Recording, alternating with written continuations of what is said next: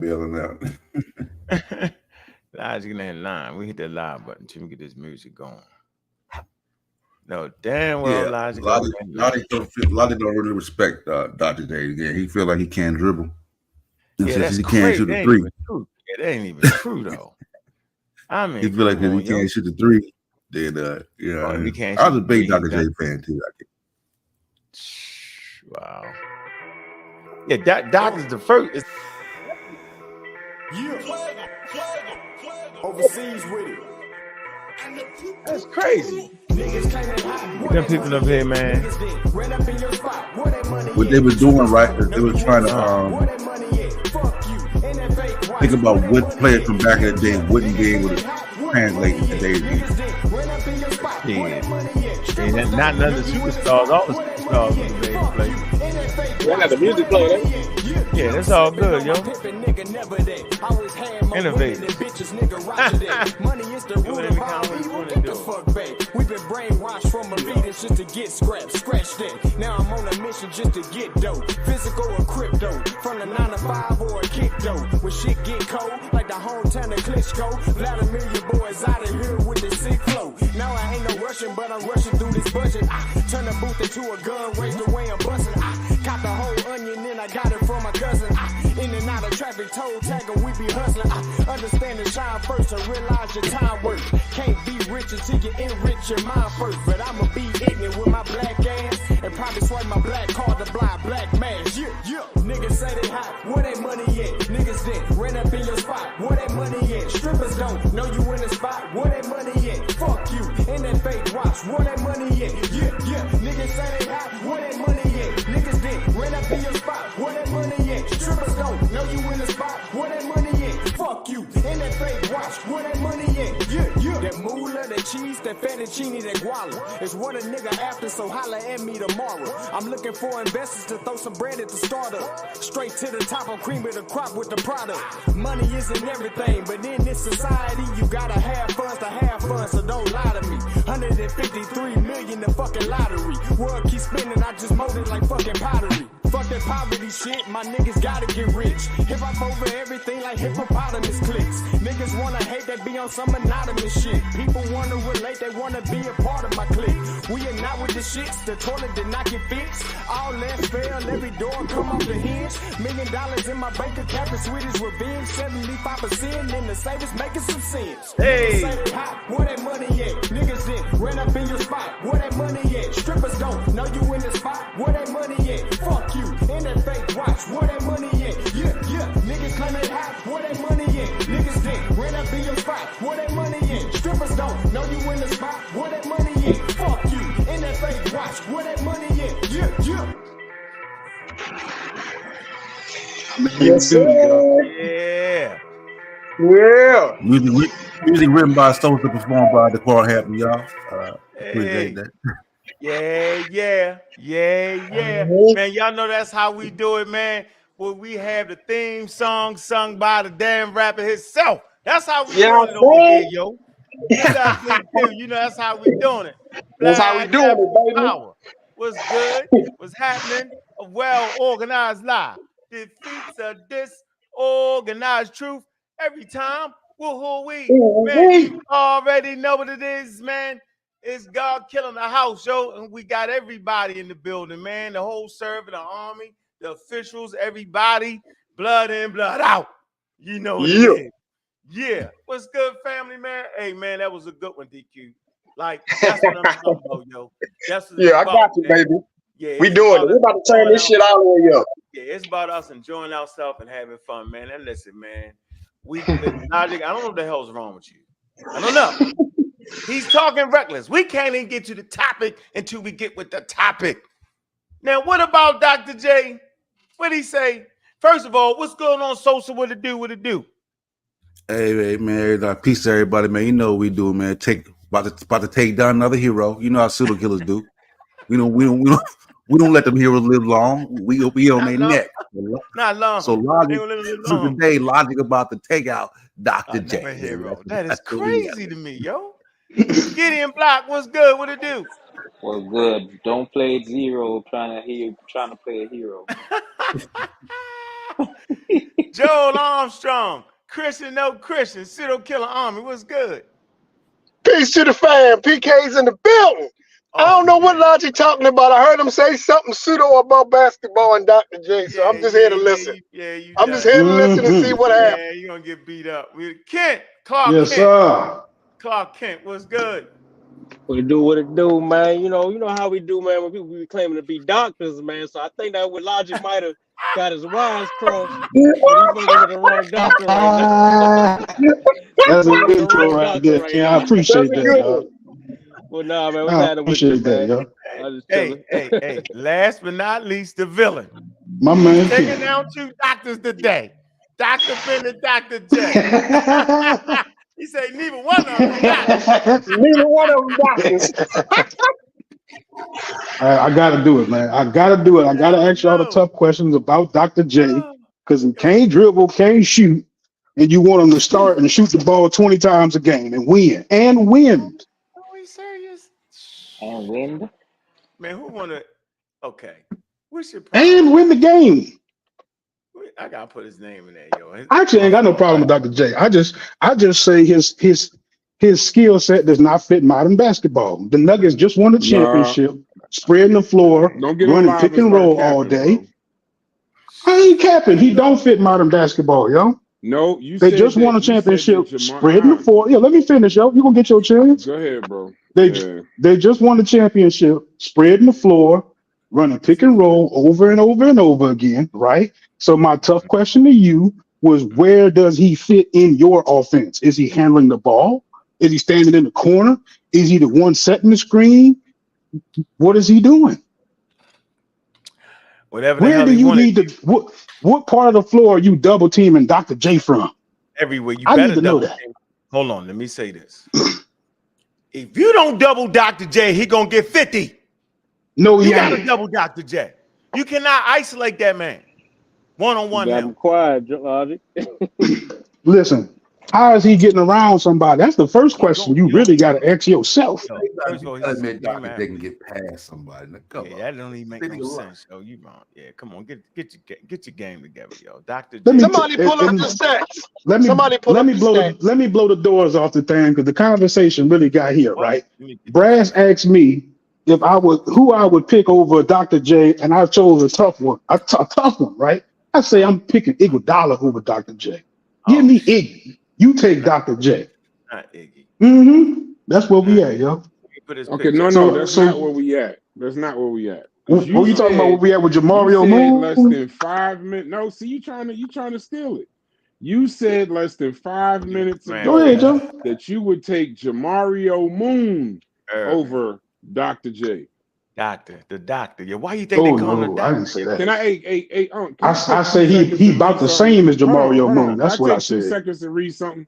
Yeah, The go ahead. NBA.com. Please. This is how they describe Dr. J. I consider Dr. J to be the greatest player in the ABA's 9-year history, a top 15, 20 player of all time, the 4th best small forward behind LeBron, Bird, and KD. If you combine just some of his NBA and ABA accolades, he has 3 NBA championships, 4 MVPs, 16 All-Stars every season of his ABA and NBA career, 12-time All-NBA, ABA first team, and led the league in scoring 3 times.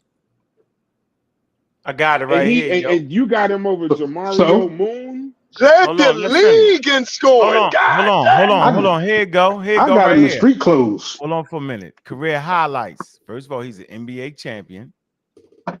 He's a 2-time ABA champion, 1974-1976. 2-time ABA playoff MVP, 1974-1976. NBA most valuable player, 1981. ABA most valuable player 3 times, 11-time NBA All-Star, NBA All-Star 1977, between 1977 and 1987, 5-time ABA All-Star 1972 to 1976, 2-time NBA All-Star MVP 1977 and 1983, 5-time all-time NBA first team, bro, 1978, 1980, between 1980 and 1983, 2-time All NBA second team, 4-time All ABA first team, All NBA second team, ABA All Defensive first team, ABA All Rookie first team, Yeah, with 3-time Stokely and all ABA that. scoring champion, ABA Slam Dunk champion, Jay Walker Kennedy Citizenship Award. He's a good guy. 30. Look, number 33 retired by the Brooklyn Nets. Number 6 retired by the Y'all Philadelphia cheating now.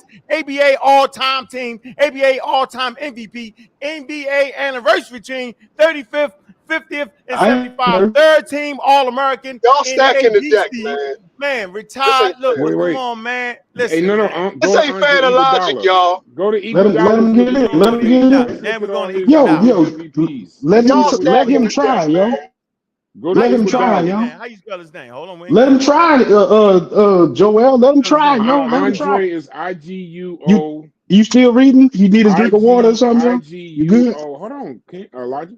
IGUODALA.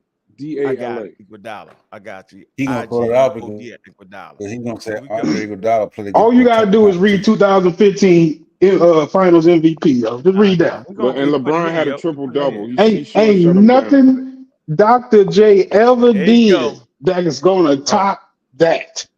Yeah, well, here we go. Hold on, bro. Career highlights: 4-time NBA champion, 2015, 2017, 2018. So he got 3 more championships with Dr. J, and we know he wasn't. Damn, he got 4. No, he don't. You got one more. Well, Oh, you mean the ABA? Talking about the ABA? Yeah, they added the ABA. They put them together. Okay, all right. Okay, you got the NBA Finals MVP. We know how that went. Yeah, we know why that was. Averaged the triple double. Yeah, we need to tell that whole story, yo. Triple double. Hold on. Explain that. Yo, he's been an NBA. He averaged a triple double. That's pretty good. We finished though. He was an NBA All-Star one time. You misheard that. NBA All Defensive First Team one time. NBA All Defensive Second Team one time. NBA All Rookie Team one time. NBA, you only get that one time. First Team All Pac-10. That's college. We don't want to talk about college. How many points he scored? 13,000 points. Yeah, I don't know. One person's career is a book. One person's career is a pamphlet. Hold on, Dr. J. Hold on. Whoa. God damn, when I can talk to, man. I'm gonna talk after you. But you Go started off talking. Hush. Dr. J scored 30,000 points. Average. Woo! Dang, he almost tripled them. God, 10,000 rebounds, 10,525 rebounds, 5,176 assists. So he's sharing that rock. He getting that rock up. Your man only got 6,000 rebounds, and he got 5,000 assists, 147. Yo, what we doing here, yo? Also, Dr. J averaged I'm about to tell you. When I ever get a chance to talk, I will tell you. 13 points a game, bro. You put them up against a nigga that averaged 25 points a game. And I'm saying when they was playing murder defense, go kick you upside your head going to the basket. Okay, now you can talk now. I just first point of contention, right? Dr. J did all that against niggas who had a second job in real life. These niggas wasn't even no crucial ass basketball players. We talking about he out there dunking on the trash man and tell him hello when he drop his mail off in the morning. Logic. Yeah, he did. Logic. Point of information. We're not talking about Bill Russell. We're talking about he played against Bird and Magic. These aren't trash men. He talking about niggas who can only dribble with one hand and shit. This is the late 70s and 80s. Your time period is terrible. We're not talking about Bob Cousy. Logic ain't right. This is. Oh, I know what I'm talking about, Joe. All the niggas. This is the late 70s, early 80s. That's not one hand dribbling. You see now what you're telling me really? Yo, that niggas that had a second job. That's hilarious. Yeah, like you don't even you don't know basketball if you say that. They dribble with one hand in the 80s. Hush. No. Is it? Can I talk now, yo? Yeah, can I go uninterrupted? I'm actually not wrong, yo.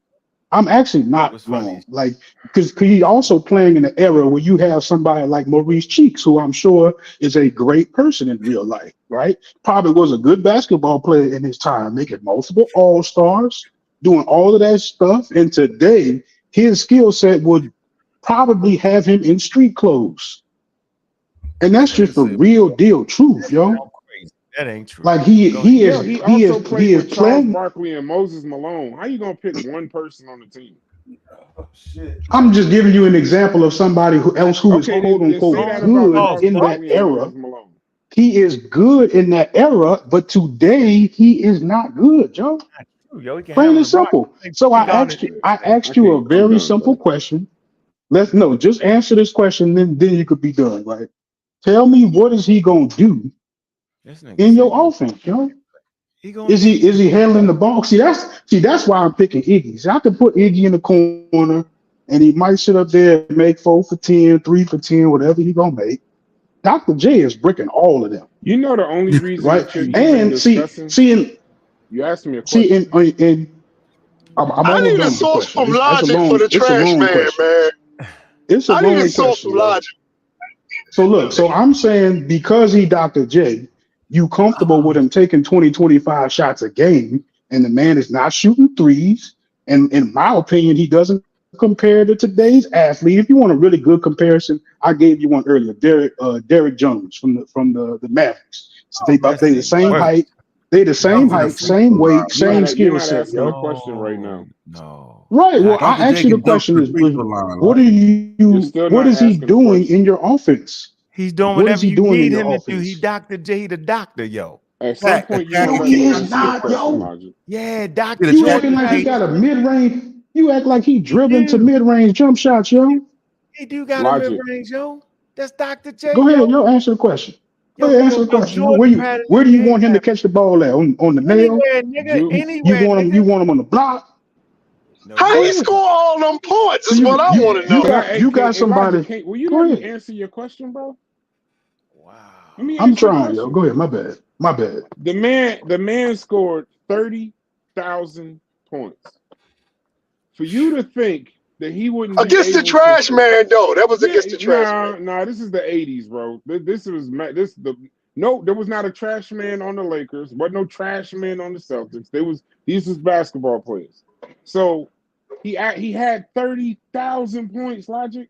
He would have been good in almost any era. Almost any era. He blocked shots. He stole the ball. He averaged 25 points a game. He was a good rebounder, and he had a 48-inch vertical. The man, listen. The man was so good. Man was so good in the ABA that they had to literally, when they got rid of the league, teams were switching states to be able to draft this man. You act like he was just terrible. That's because everybody was saying. Wait. And to your point about Iguodala, you wouldn't even know who Iguodala was. We wouldn't be having this conversation if he didn't play with the Warriors. You only saying this about Iguodala because here's the funny part. You don't remember. Iguodala got drafted by who? Who did he get drafted by, Logic? Philadelphia. The 76ers. The same team with Julius Erving's number in the rafters. The same team that Julius Erving took to the finals with Moses Malone and them. So now here's the last part. Why is Iguodala on these? He's been traded 2 or 3 times, Celso? You got support. You got support. Logic. Fontaine said he'd take Philly Prime Iguodala over Dr. J. You got some backup, bro. I'm definitely taking Prime Iguodala, but let him finish, yo. Let him finish. You're also talking about somebody, right? That not Logic. I get your premise, right? But there are players in the 80s and 90s that could play today. Now I see the actual problem with what the challenge with what you're saying. You got it misconstrued that somehow Dr. J's era was like George Mikan's era. That ain't the case. If you think George, I don't even think you really realized when Dr. J played. He played in the 70s and 80s, yo. He beat a prime Larry Bird. He beat a prime Magic Johnson. All the guys. I mean, you think Magic Johnson couldn't play today? Magic Johnson would be Draymond Green on steroids. Magic Johnson would be. You could, if you're a great player, they will find a place for you, bro. Let Logic answer that question. Wait. That's like let Logic answer that question. Go ahead. I didn't know you have. You really haven't answered my question. You really haven't answered my question. Can Magic play today? Can he play today? Magic could play today. He can play today. I don't know. And Dr. J used to tear Magic up. I mean, you know, they have Scotty Barnes, like, you know, I guess who is Scotty like Barnes? I'm not another 6'9" type point guard type person. I'm saying like skill set wise, right? Like that's what I'm talking about. See, when I'm talking about Dr. Logic, you can't get past when I'm talking about Dr. J, I'm talking about his skill set, yo. I'm saying in today's NBA, probably the best player that I can think that's similar to that. I almost can't think of one because I don't think he got handles, yo. I got a kill shot. Don't hold up before you kill shot me. Let me at least name the two best players in the NBA right now. So you're saying that somebody has to have crossover shooting? Oh wait, you're in the matrix. You're in the matrix, Roger. Because this is gonna prove my point. Because you think just because somebody ain't a great shooter and somebody who don't got all kinds of Kyrie Irving crossovers, this, that, and the other, one of the best players, if not the best player in the league right now, is Giannis Antetokounmpo. Man, and he ain't got none of that. Man, to know if he could he dribble the ball. I don't like 17 tall. He does. Then you never saw Dr. J. I gotta assume. I think you gotta think of it like this, Logic. Dr. J's like 10 pounds. You gotta think about it like this, Logic. Even when Dwayne, let's say D Wade, you know, he didn't always have the jump shot, the mid-range jump shot. He was still dominant because he can get to that paint, draw fouls, and dunk on. You feel me? You can always be the guy that penetrate, get to the hole, and then kick out a three-point shoot. So he still would have been, but good. I just feel like I get your premise because I would say something like this: like, who would you take, Tracy McGrady or Dr. J? And I still probably take, but remember, what was it when you asked me last night and I said I might take him over Dr. J? Tracy McGrady? No, it was Pierce. It was Paul Pierce. I said I take Paul Pierce in this era. And Paul Pierce in this era, I take him over Dr. J. But you can't say Mario Moon and Andre Iguodala. That's logic premise. That's logic premise. Like and I get it to a degree. I can't back all of it up, but he's saying like it don't. Like Magic, like Dr. J is one of the greats of his time. Yes, top 15. Our day, he wouldn't be one of. We can compare him to one of our lesser greats. Paul George. Paul George. Yeah, he'd be Paul George. He'd be Giannis. He'd be like that. You can't listen. I might take Paul George. 30,000 points, Sosa. I might take Paul George over Dr. J. I'll take Kawhi. But listen. I'll take Kawhi Leonard over Dr. J. Okay, well, I don't know because the injuries, but listen to what I'm saying, though. Injuries aside, of course. No, but listen to what I'm saying, though. Gameplay. But we're not talking about, these are players when at their best, they're top 10 players. He compared Dr. J to Jamario Moon, bro. No, he went too far. Come on, he went. Look.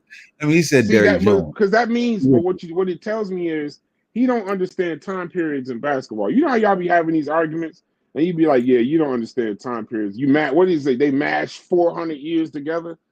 He saw Dr. J and was in his mind, he saw Bob Cousy dribbling with one hand.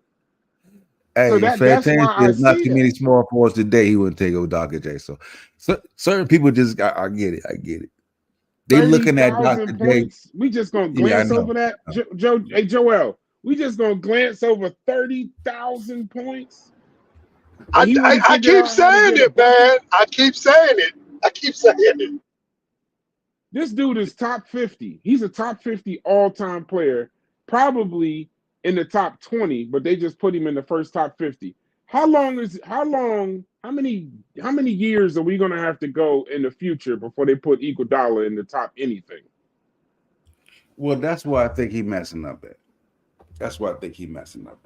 Right? Like but I think because of his accolades being achieved so early, he will supplant other more talented players of our day that don't get the act, that don't right. There's gonna be more talented people of this generation, next generation, that are not gonna have the accolade that Dr. J had. But as far as talent wise, I think we will agree that they probably were better. I think Paul George fits right in that. I don't think he's ever going to win a ring. I don't think he's ever going to win an MVP. But he was nasty. He was nasty. He was real. He matter of fact, he is. He is nasty. He got something. I say the same thing about James Harden. Never gonna win a ring. But here's the thing: Harden got MVP. Who would you take, James Harden or Dr. J? Dr. J. James Harden. That playoff. How bad his regular season versus playoffs terrifies me about James Harden. I've seen him flop in the playoffs at least 7 years. Nah. He's flopped in the playoffs. All you got to do is win one ring, and Dr. J got one ring. James Harden led the league in scoring. No, James Harden. No, Dr. J has 3 rings. ABA and NBA. Hold on, ABA and NBA statistics are put together for a reason. I know. Because at the time, the ABA was better than the NBA. I know. But that is just hard to do it like that. They was trash men in the ABA though. That's only 5. That's the only. I would take James Harden. I would take James Harden over Dr. J. Until you get to the playoffs, you're gonna be disappointed. Hey, all you gotta do is, if he win one, he good. So let me ask you a question. So now, okay, since you say James Harden, I've seen James Harden not get to the finals with a team that had Kevin Durant and Kyrie Irving. I've seen them not get to the finals with a team that had James Harden was hurt. James Harden was hurt that year. Starting with you want to make money or you want to make excuses? Kyrie didn't play. You want to make money or you want to make excuses? No, Kyrie was injured. And James Harden had pulled his hamstring. Okay, James Harden had a prime Dwight Howard. Didn't even get to the finals. Didn't even get to the Western Conference Finals. Wasn't prime, but that's young. That's young James. That's young James. Yeah, you know what? You doing what Unc do? Y'all like him? Context. You can't just say it was context, Brass. You can't leave it. His whole okay, but you can't use the same context for his entire career, Sosa. I'm just saying the man led the league in scoring. For the people that you like, you gonna make excuses, man. No excuses. How many MVPs James Harden? Let me pull James Harden stats up. He got 2. I think Doc got 3. It's hard. Maybe 4. With the ABA because the league was split. Bro, there was a reason why they put them stats. People much smarter than us in basketball put them stats together for a reason. Much smarter than us. Yeah, there was a reason why the ABA didn't fold and go in the trash, and that they merged them players into the league. You talking about in that league was what? Joel, you are 98 years old. What was that? Who was that? I don't have my avatar up right now, bro. Who was that? George Gervin. I mean, it was some great players in the ABA. This is James Harden right here. MVP 2018, 10-time NBA All-Star, 6-time NBA All, first team All-NBA, third team, 6th man of the year, 3-time NBA scoring champion, 2-time NBA assist leader, All-Rookie second team, 75th anniversary team. So you're right there with Dr. J. No, because Dr. J was the 50th anniversary. Well, I mean, goddamn, he ain't been. 25 years ago. But see, also, hold on. Now I got a different argument. I think we about to start talking about Dr. Ben at some point, but whenever y'all ready, because Logic ran. I'm trying beating up on Dr. Ben. What's the word? Now there's a key word with Harden. On Dr. Ben, I feel like his family gonna send me a threatening letter if I keep going at this man. I'm all good with that. Here's the problem with Harden that I have. What's Harden's career his stats are misleading. His stats are misleading because of his usage. You're talking about somebody who literally he was one of the first players I saw that started doing that. Him, LeBron, Luka, but not even LeBron so much because he had teammates. But Harden in Houston, he had the ball 89% of the time. Yes, he was dominant. You can't because he was that dominant. You can't just say because not like he would be that dominant if I gave it to you every time. Nah. You don't. No, the smart people. There's people smarter than us, Brass. They don't give the guy the ball that much time if he's not able to do that. Analytics. That's analytics. Yeah. And they know like he gonna draw all the attention so he can kick out. Same thing with LeBron. Mac Rob made a good point. He Yeah, I said agree. you can't anachronistically mention new players in the old era, considering they have new diets, exercises, new technology to assist players and capitalized off older players' foundation. I agree with you, and I'll say, and I'll take it a step further. If you watched old basketball, I was born in '86. Okay, in the '80s and '90s, Steph Curry would not be Steph Curry. Because when he went to the hole and did all that shimmying and they would hack him up good. They would hack him up. They'd have beat his head into the ground. Man, and they'd have got away. And nobody shot threes back then. He'd be the most whistle. He wouldn't have got no whistle. He just shoot threes. All you gotta do is shoot. That's true. But here's the problem. No, I hear you. But let's remember Steph Curry. Steph Curry started when he first started. His ankles was terrible. That was like his first 5 years. Listen. The way they used to foul back in the day, a lot of these NBA players wouldn't make it. James Harden would be one of them. They wouldn't make it. When they go to the hole, all that flopping, they give a reason to flop. They used to fight back then. Like fight, really fight, and then get a technical. 112 points a game. Somebody in the face, get a technical, and not thrown out the game. Like you just get a technical. Right. So you're saying, based on the fact that it was basketball and not basketball. Yeah, it's a lot different. It's just like me and you. That's why we're bringing them forward, right? We're not taking our players back to the basketball era. We're taking the talented guys of that day and bringing them to an area where you can't hand check a nigga. So it's more. Basketball. Imagine if you couldn't hand check Dr. J though. Imagine if there wasn't a center in the lane. Yeah, we talking 50,000 points now. You're talking about 80,000 points. That's what we're analyzing right now. Yeah, that's you wouldn't. Point. Yeah, you wouldn't like when people say, "Listen, I hate Michael Jordan so much that I say he's the second greatest." Right? That's how much I hate the man. I think he's the second greatest. Jordan is my man right there. I know, but listen to my point though. But even I would agree. If he didn't have to go against, like, could you imagine Michael Jordan now with no Jordan rules, no Knicks defense, no Miami Heat defense where they was throwing him all over the place and killing him? He'd average almost 50, 60 points a game. Yeah, well, see, but the counter too would be that the athletes of today would be more competitive against Michael than the athletes of his time. His athleticism was so far above those of his day, right? But niggas today, then everybody could jump in the free throw line. Kyle said they used to smoke and drink beers at halftime. So yeah, but see, that's why. I think also Michael would lose his defensive accolades because he got his defensive accolades doing a hand check error. And you would not be able to run the triangle today. You wouldn't be able to do it. Matter of fact, Michael Jordan would be probably one of the most inefficient scorers. He'd score, he'd get his buckets, but he'd be.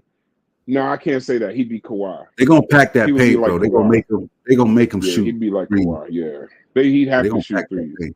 Yeah, but now here's the crazy part. And this is where I go with football. This is why this is the same way I feel about Mahomes and them. You could throw out all them numbers, bro. All them most touchdowns ever, most yards ever, most this ever. With the way they got defense now, and matter of fact, in basketball, LeBron scored 40,000. I think it's going to be a while before somebody passes it. But these games now is 160 to 142. That's 3 games in the 90s. Yeah, well, shit, just 100. I watched it. If you look at a classic NBA game, I'm supposed to be like 85 to 84. I appreciate y'all finally letting me back on, man. I've been back there about a good 5 minutes.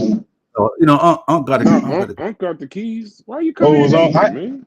Yeah, my bad, yo. Because I'm fired up, man. I'm trying to get this off, man. I ain't gonna lie to you. I like Dr. J. I just honestly, I think that the guys from today, if you put them back then, I think that their skill is just miles better than those guys. That's just my opinion. Especially the top level guys. The top level guys, they're a lot better. and the average guys today are a lot better than the average guys back then. And so it's to me it's night and day. I'm not saying he's not good, but I'm saying that I can't think of anybody who's driving to the hole every single time and dunking on people. I can't think of a guy like that. Shai Gilgeous-Alexander might be the closest thing I could think of, but he's not dunking. But he gets to the hole a different way. You get what I'm saying? Like their games are entirely different. So I can't imagine Dr. J. He don't have no first. Yeah, he don't have no first step like Shai Gilgeous-Alexander. He's not getting around people the way Shai Gilgeous-Alexander is. So with that being said, like, how do you get him the ball, right? Does he walk it up the court, pick and roll, but he's not fast enough to you're not even fast enough to force switches, right? And you're going under on every screen. So like that really doesn't solve the problem. We waiting on Unc because Unc stepped yeah, up. That don't really solve the problem. Yeah. Like he's like X's and O's wise, it doesn't really fit a player that you want shooting.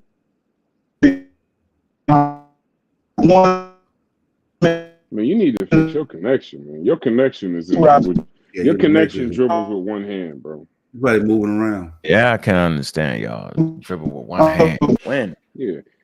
That's how y'all say mashing hundreds of years together. See the video Dr. J, he thinking Bob Cousy. Y'all didn't even see Dr. J cross a nigga up. This nigga was fast. He jumped out the gym, yo. Right, and then a lot of some of the clips to see of Dr. J is the end.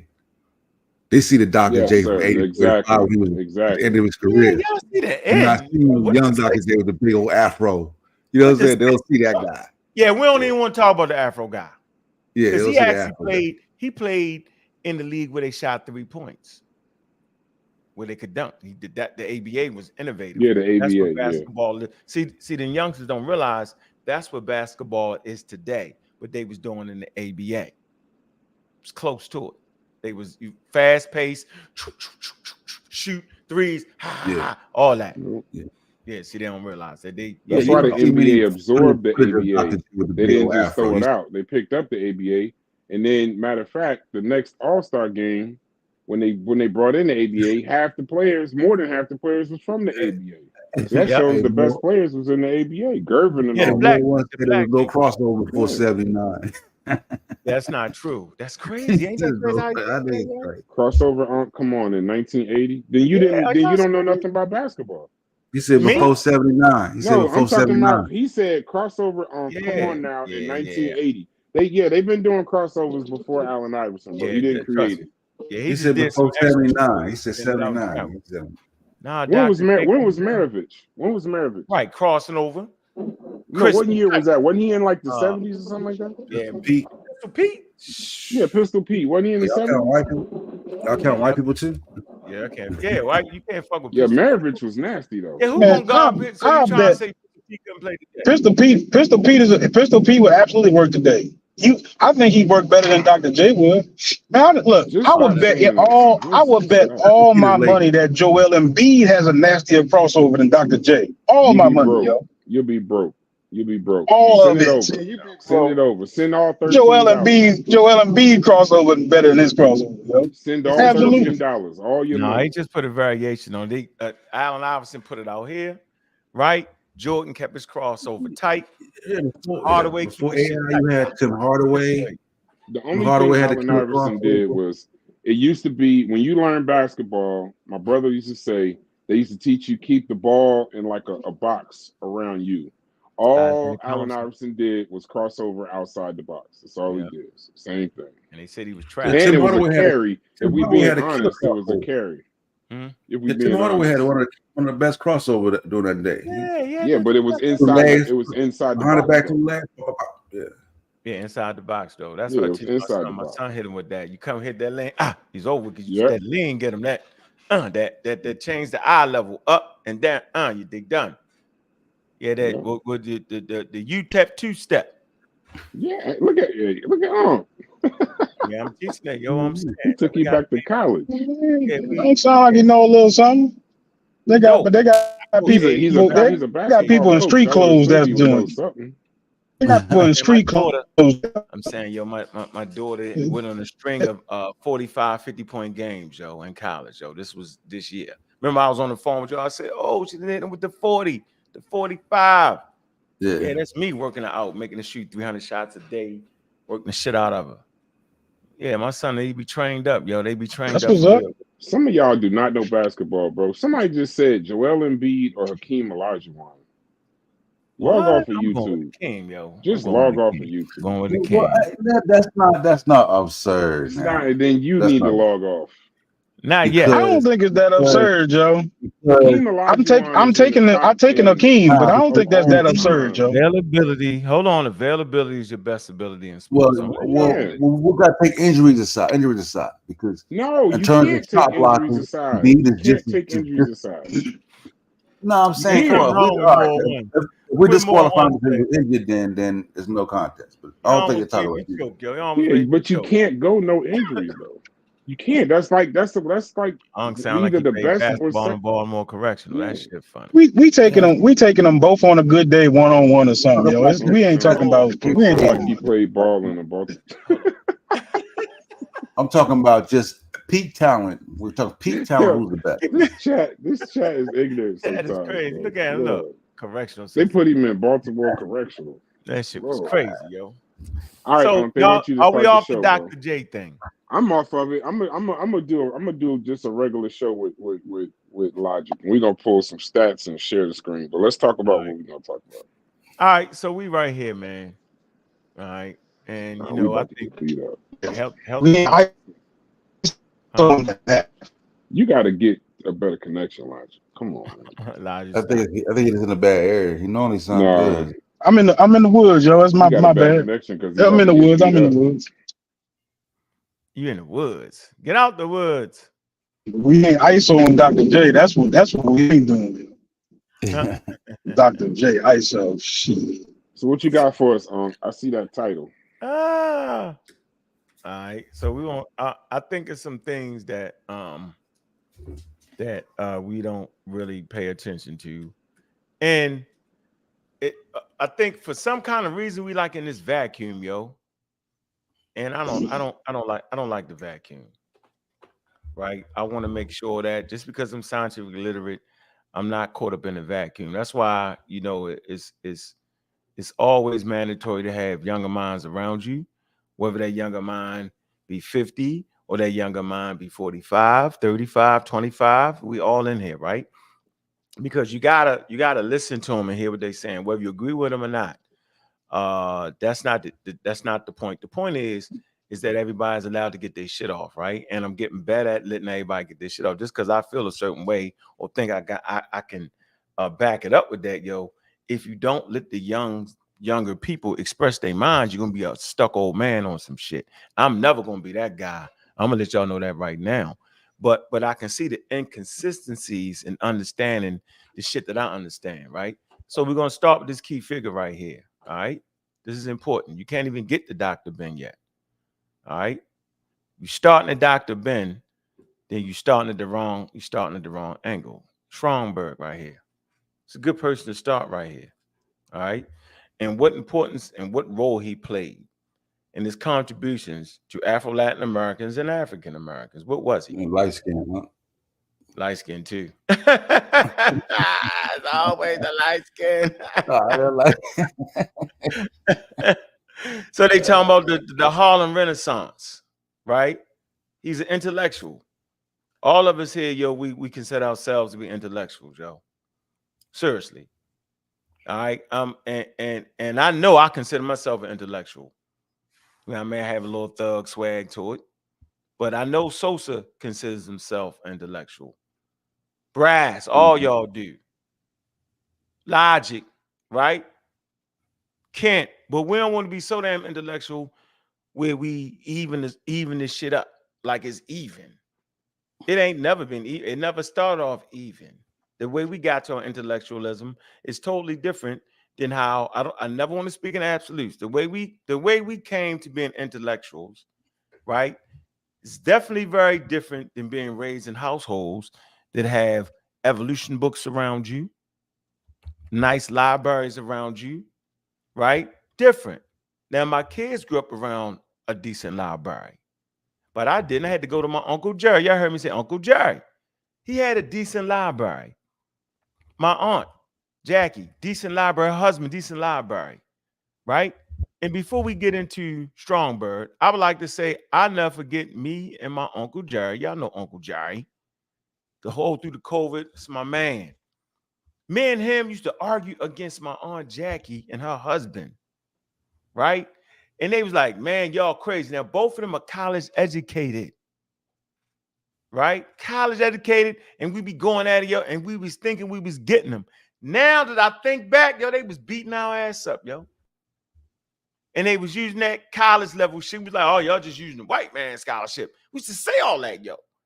So until you in that understanding, fighting from that perspective, yo, fighting with somebody that's in college, yo, you will never understand who the hell Stromberg is, yo.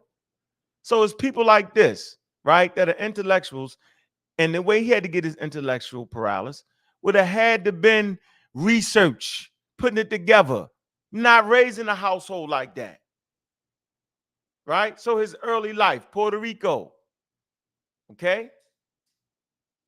St. Croix, right?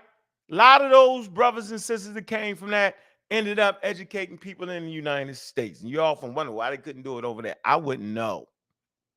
I wouldn't actually know. Okay, but he born in Puerto Rico, all right? And his claim to fame is this type of shit right here. Look what he left. Look at the legacy. See? This is what Reggie be talking about. Y'all need to go to New York and jump on this. Y'all can go there to that research library. This man's legacy right here, yo. That's just one place, though. He's ahead of his time in what he was doing. His research center. All right?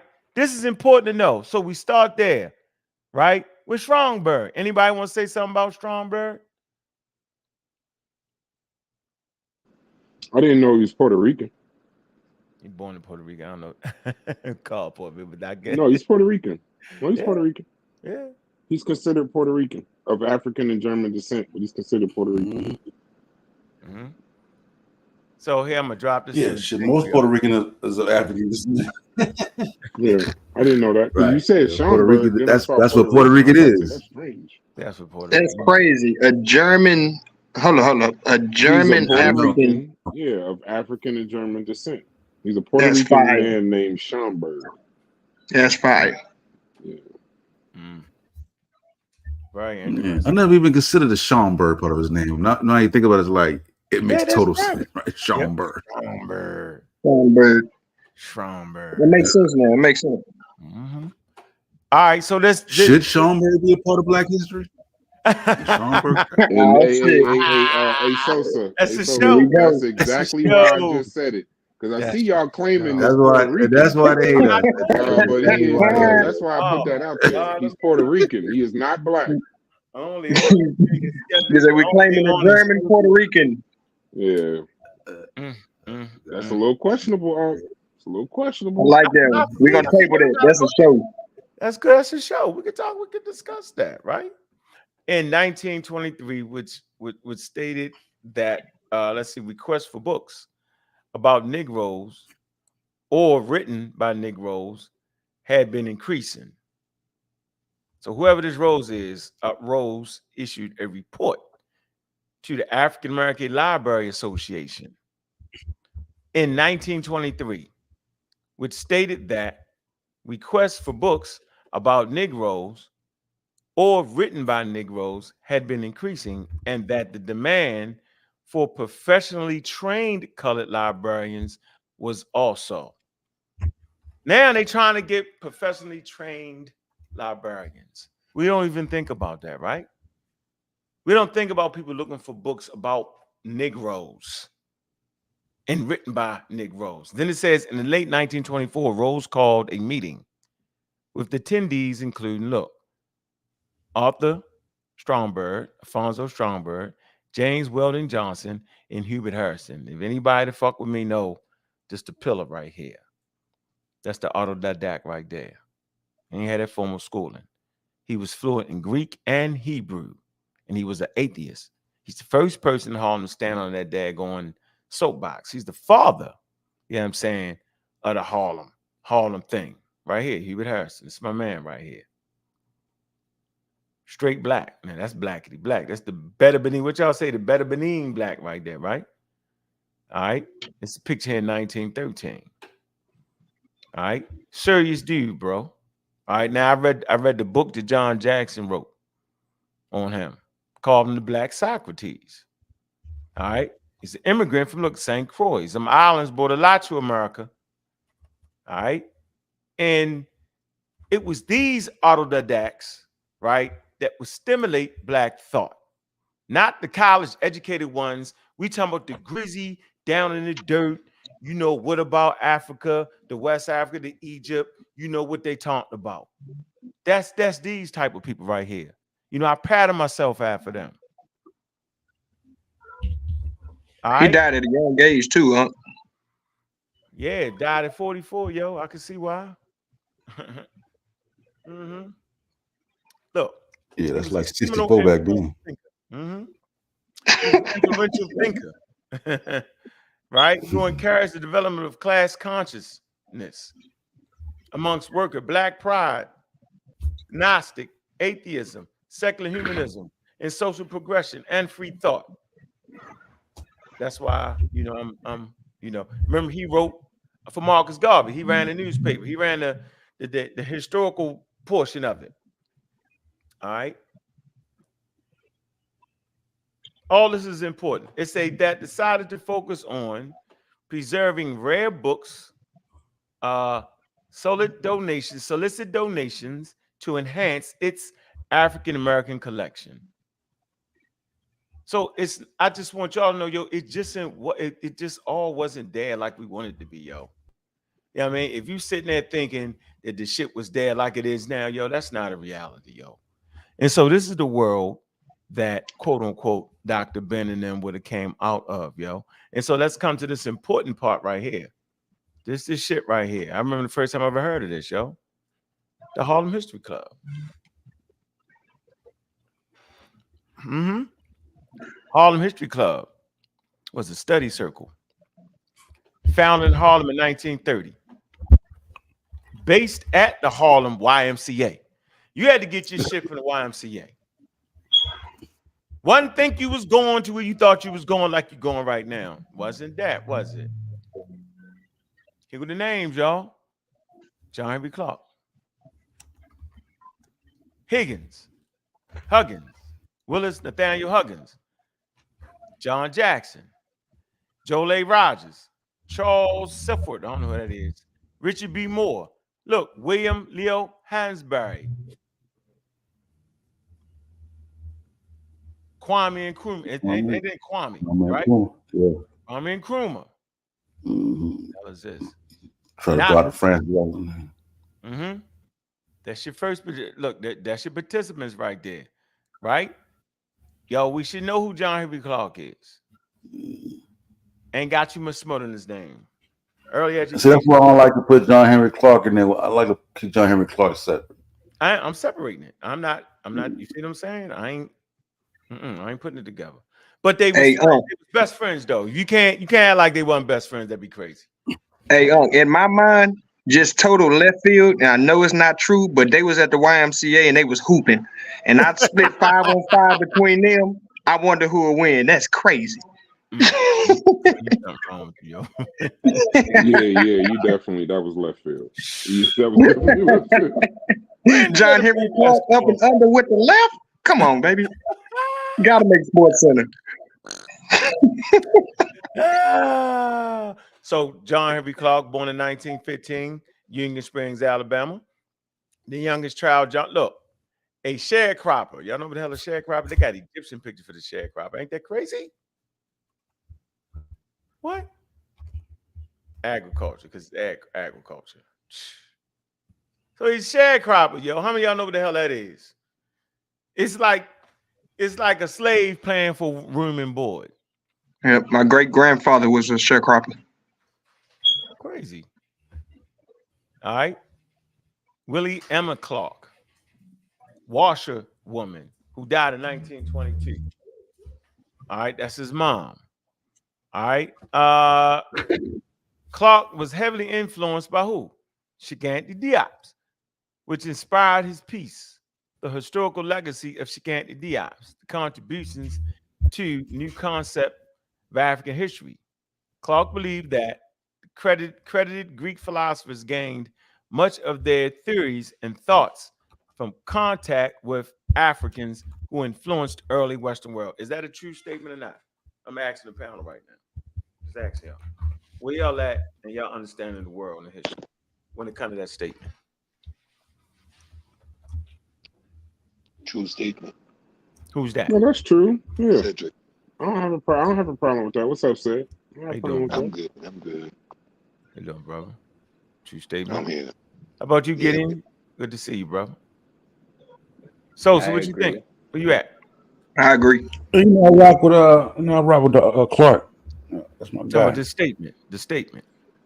That's what we with. But Clark believe that Hold on, let me think on that for a second. that the Greek philosopher came out the theory thoughts from content. Yeah. I mean, that's still, I Isn't that? think that's debated. That would be that's I'm that about to say, isn't that what Yeah, Stolen Legacy? Stolen Legacy was about we this can. because I had to read that book at a young age.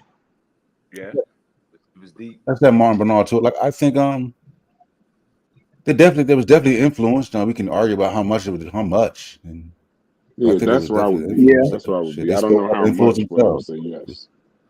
So You take them for their word, then you know what I mean. you got to put it in, I think you have to put it in context, though, right? Mm. Because there's a lot. The area based off where they're living at. First of all, and that brings up the Mediterranean conversation, what the Mediterranean really is. And there's some good scholarly articles saying that the Mediterranean was a place where ideas were shared between Nile Valley civilization and Western Asia. And that becomes Mediterranean culture. So it's like a half and half, a mix between two worlds come together to form Mediterranean. Western Asia, right? You're talking about Sumer, Mesopotamia, right? They're the only places that are actually writing. And Egypt, that's the only place they're actually writing. And that area there was a good area for them to actually exchange ideas. You can see it in early pre-dynastic Egypt, right? You can see it in Mesopotamia. You see a lot of it in early Nile Valley culture. That's why they made the mistake. For some reason, these Egyptians seem to like exotic goods. They put emphasis on it. Very interesting. Two different types of thoughts, whereas though people in Western Asia didn't necessarily care for those exotic goods. You don't find a lot of that. And people misconstrued it all the time. But I would say that yes, there is that there's definitely contact. We know the contact is right, and that quote unquote Mediterranean world absolutely would influence the Western world. But you got to put it in proper context. You can't make people stupid and dumb. You have to talk about it at the proper levels, yo. Simple as that. But People Herodotus civilization would wrote be that like they borrowed religious practices from Egyptians, though. Mhm. He wrote about that. Plato visited those areas, so I mean, it's just a matter of how much contact, but definitely was some Greek. influence. It's just how much. And you got to remember, Greek civilization is about 1200 BC. When that's when you get what you consider Greek civilization. You know what I mean, so from 1200 BC on to 300 when in the Alexander the Great. So yeah, I mean, Herodotus is considered the father of history. The man wrote that Greeks borrowed religion from some forms of religious practices from Egyptians. When you start saying names like Herodotus and Plato and all of them, yeah, but they were like Herodotus Elon Musk of our time. Herodotus is just so late in history. Like, we can take his work. We can take some of what he said, but Herodotus is like very, very late. You know what I mean? So yeah, it would have been like burn him out. So is education. We talking about the early years. Didn't actually have education like that. Let's see. I'm not seeing it. I'm not seeing him have. I don't think he did. No, he came off the goddamn. Came out of nowhere, yo. North Carolina, I believe, and went to New York. Yeah, he tells the story of talking to Stromberg, and they was, and you know what I mean. They was trying to find a history, yo. They was like, yo, somebody told me he didn't have a history, right? And that stuck with him. We wanted to find it. So Clark was a professor, right, of Black and Puerto Rican studies at Hunter College. All right. Right. Of the city's University of New York, 1969, 1986, where he served And it as was chairman department. Go ahead. yeah, What was John his Henry Clark education? who it was John Henry Clark who got Shaking at the Sharp's work translated from French to English. Him and Reggie. Yeah, him and Rich. Yep. What was his education? I don't see none. So he was autodidact too. Yeah, he was like Yep. us. Yep. A lot of He autodidact read. going on around here. So I'm gonna say. It's a reason for that. Well, He read all the especially It's a this lot is of, back. self. You It's a lot understand of it's back. This is self-talk going on 1915 around too, here. bro. It was like Yeah, Yeah. yo, 1915. like he Come was on. born Yeah, it 1915. was no schools in 1915. Yeah. Yeah. But that's how He, some of the institutions started in America too. Y'all know that, I right? was being sarcastic, bro. Yeah, a nigga left Georgia in 1933 by freight train. You know what I'm saying? Go straight to New York, bro. Yeah. The great migration of real blacks out of the South to northern cities. There he pushed scholarship and activism. So scholarship and activism went hand in hand. So you should never separate Dr. Ben's scholarship from his activism. And so terms like black power and all that was part of their activism. Now, whether it was historically accurate or not, we already know that definitely shouldn't be used. But you can't separate them from their time. I think we need to actually learn that. Don't That man separate. was in World War II. Look at this. Yeah, look. This is the Great War. They call this the Great War for y'all who don't study wars. World War II was the Great War, and the basic fundamental principles behind it was the Great Northern Race. If y'all watched the daggone thing I did this morning, I showed y'all the Great White Race, and it extended all the way to the Sahara. So white people was part of white people formed Egypt, the Great White Race. Anything below that was the dogged black race. All right, the Negroes. Clearly named all of them Negroes. From West Africa all the way to Egypt. Okay. All right, so we moving on. Position in academia, Puerto Rican Hunter College. We talked about that. Cornell University, Carter G. Woodson, distinguished visiting professor. I want y'all to listen to this of the African history at Cornell's African Studies and Research Center. What the hell is this? Additionally, in 1968, was born in 67, he founded the African Heritage Study Association, okay, and Black Caucus of African Study Association. Okay, well, what is this? Click Cornell's African Studies and Research Center. The hell is this? Interesting. Huh. Who's on here? Notable past and present faculty. Yosef Ben, adjunct professor, 1983 to 1997. That must not be Cornell. Is that Cornell? Huh? Hold on. I feel like you stacking the deck right Something now. got to be wrong. Let's come here to Dr. Ben. All right. We know he lied about education. Early life education. Y'all can beat that up. I'm not beating that up. I don't even care. But yes, he definitely lied on his level of education. Okay. Whole 9 yards. Look, in March 2015, following his death, this is when they start coming out with that. Waited till the man died to get him. You get him, they get you when they get you. Right? Get you when you get you. You know how they do. Talk about the doubts and say there's little evidence for that other than his own word. Some peers and even a family member have probably expressed doubt. A family member. One, you can just get a cousin and ain't like you say that shit. Interesting. It say his academic record is disputed. We agree to that. Talks about earning degrees in either engineering and anthropology. All right, we got a source here. Spain, Cuba, documented historical myth maker. No, nah. My fault. History makers, right? Claims he was educated variously in Puerto Rico, Brazil, Cuba, or Spain, earning degrees in either engineering or anthropology. And they say source unreliable. Simple as that. But I have another source for you. Say in 1938, he is said to have earned the BS. That's in 1938, yo. Think about the time. All right, a BS in civil engineering, University of Puerto Rico. This is disputed. So we don't gotta keep going on what's disputed, Yeah, But I want to move right here. I mean, it's like this is disputed. Like, Jesus yeah, they Christ. killed him. They shot him half to death. Shot him up. Yeah, I don't know what's Dr. real. Bennett also stated he began teaching Egyptology. Boy, I tell you, man, they on my man head, yo. Yo, that's so Brass know this sensitive. by heart. I ain't talking to you, Brass. He later talk to Kyle. I want to talk about what the man did. Dude. Hey, you get a dispute. You get a dispute. You get a dispute. Oh God. We gotta be quiet. Hold on, I'm gonna get here. Damn, put that in there. He later taught. He did do this though. He taught at City College in New York City from 1973 to 1987.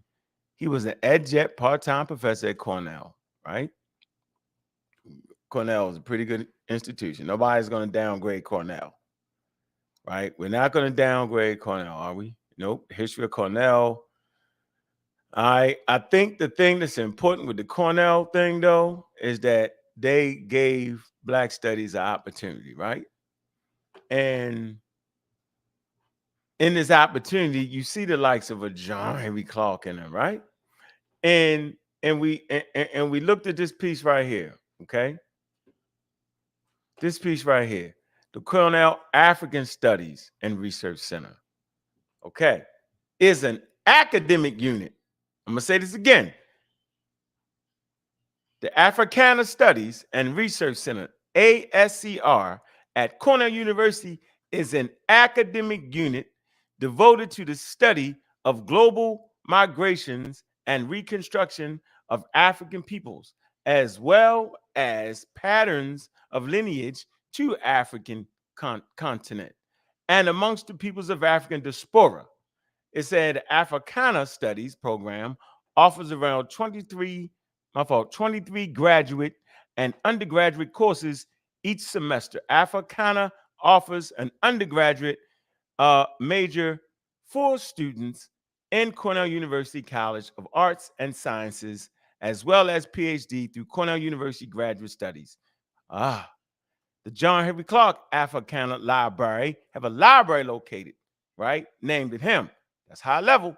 Located at the center, focuses on social, economic, and political dimensions of the history and culture of peoples in African descent. It has more than 17,000 volumes. This is important right here. Academic unit, right? High level. And here's where we start to separate John Henry Clark from Dr. Ben, at least in my mind. When they start naming libraries and shit after you, yo, they putting you up there, right? To give you the whole history of Black community, it say in the late 1960s. Really? It took that long? The Black community began to ask for academic programs. You mean they didn't have academic programs for 1960s? I tried to tell y'all they wasn't there, right? And funding for ethnic studies, including the establishment of an Africana Studies program.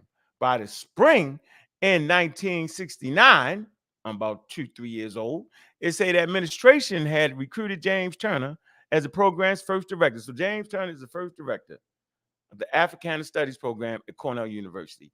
ASRC. These are all the things you need to know.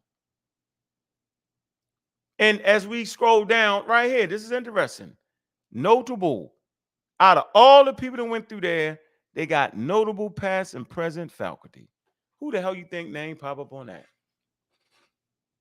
So I'm kind of torn at this part right here, yo. Then I'm at least give that man respect that Cornell University did. I'm at least do that. And obviously in 2024, they know all the shit he lied about. They probably talking about the work he did while he was there. You can't just spit on him like that. That's 5 years? No, that's more than 5 years from 83 to 97. Damn near 12, 13 years. So for me, right, I'm going to give him the love that, quote unquote, Cornell gave him love. So when Dr. Ben died,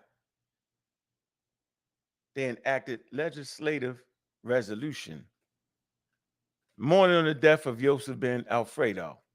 They don't say doctor. Distinguished historian, Egyptologist, teacher, and author, Afrocentric scholar, activist, public intellectual, and devoted member of his community. Whereas it is custom of this legislative body to pay tribute to citizens of the states of New York whose life work and civic endeavor serve to enhance the quality of life in their communities and the great state of New York. I don't want to keep reading.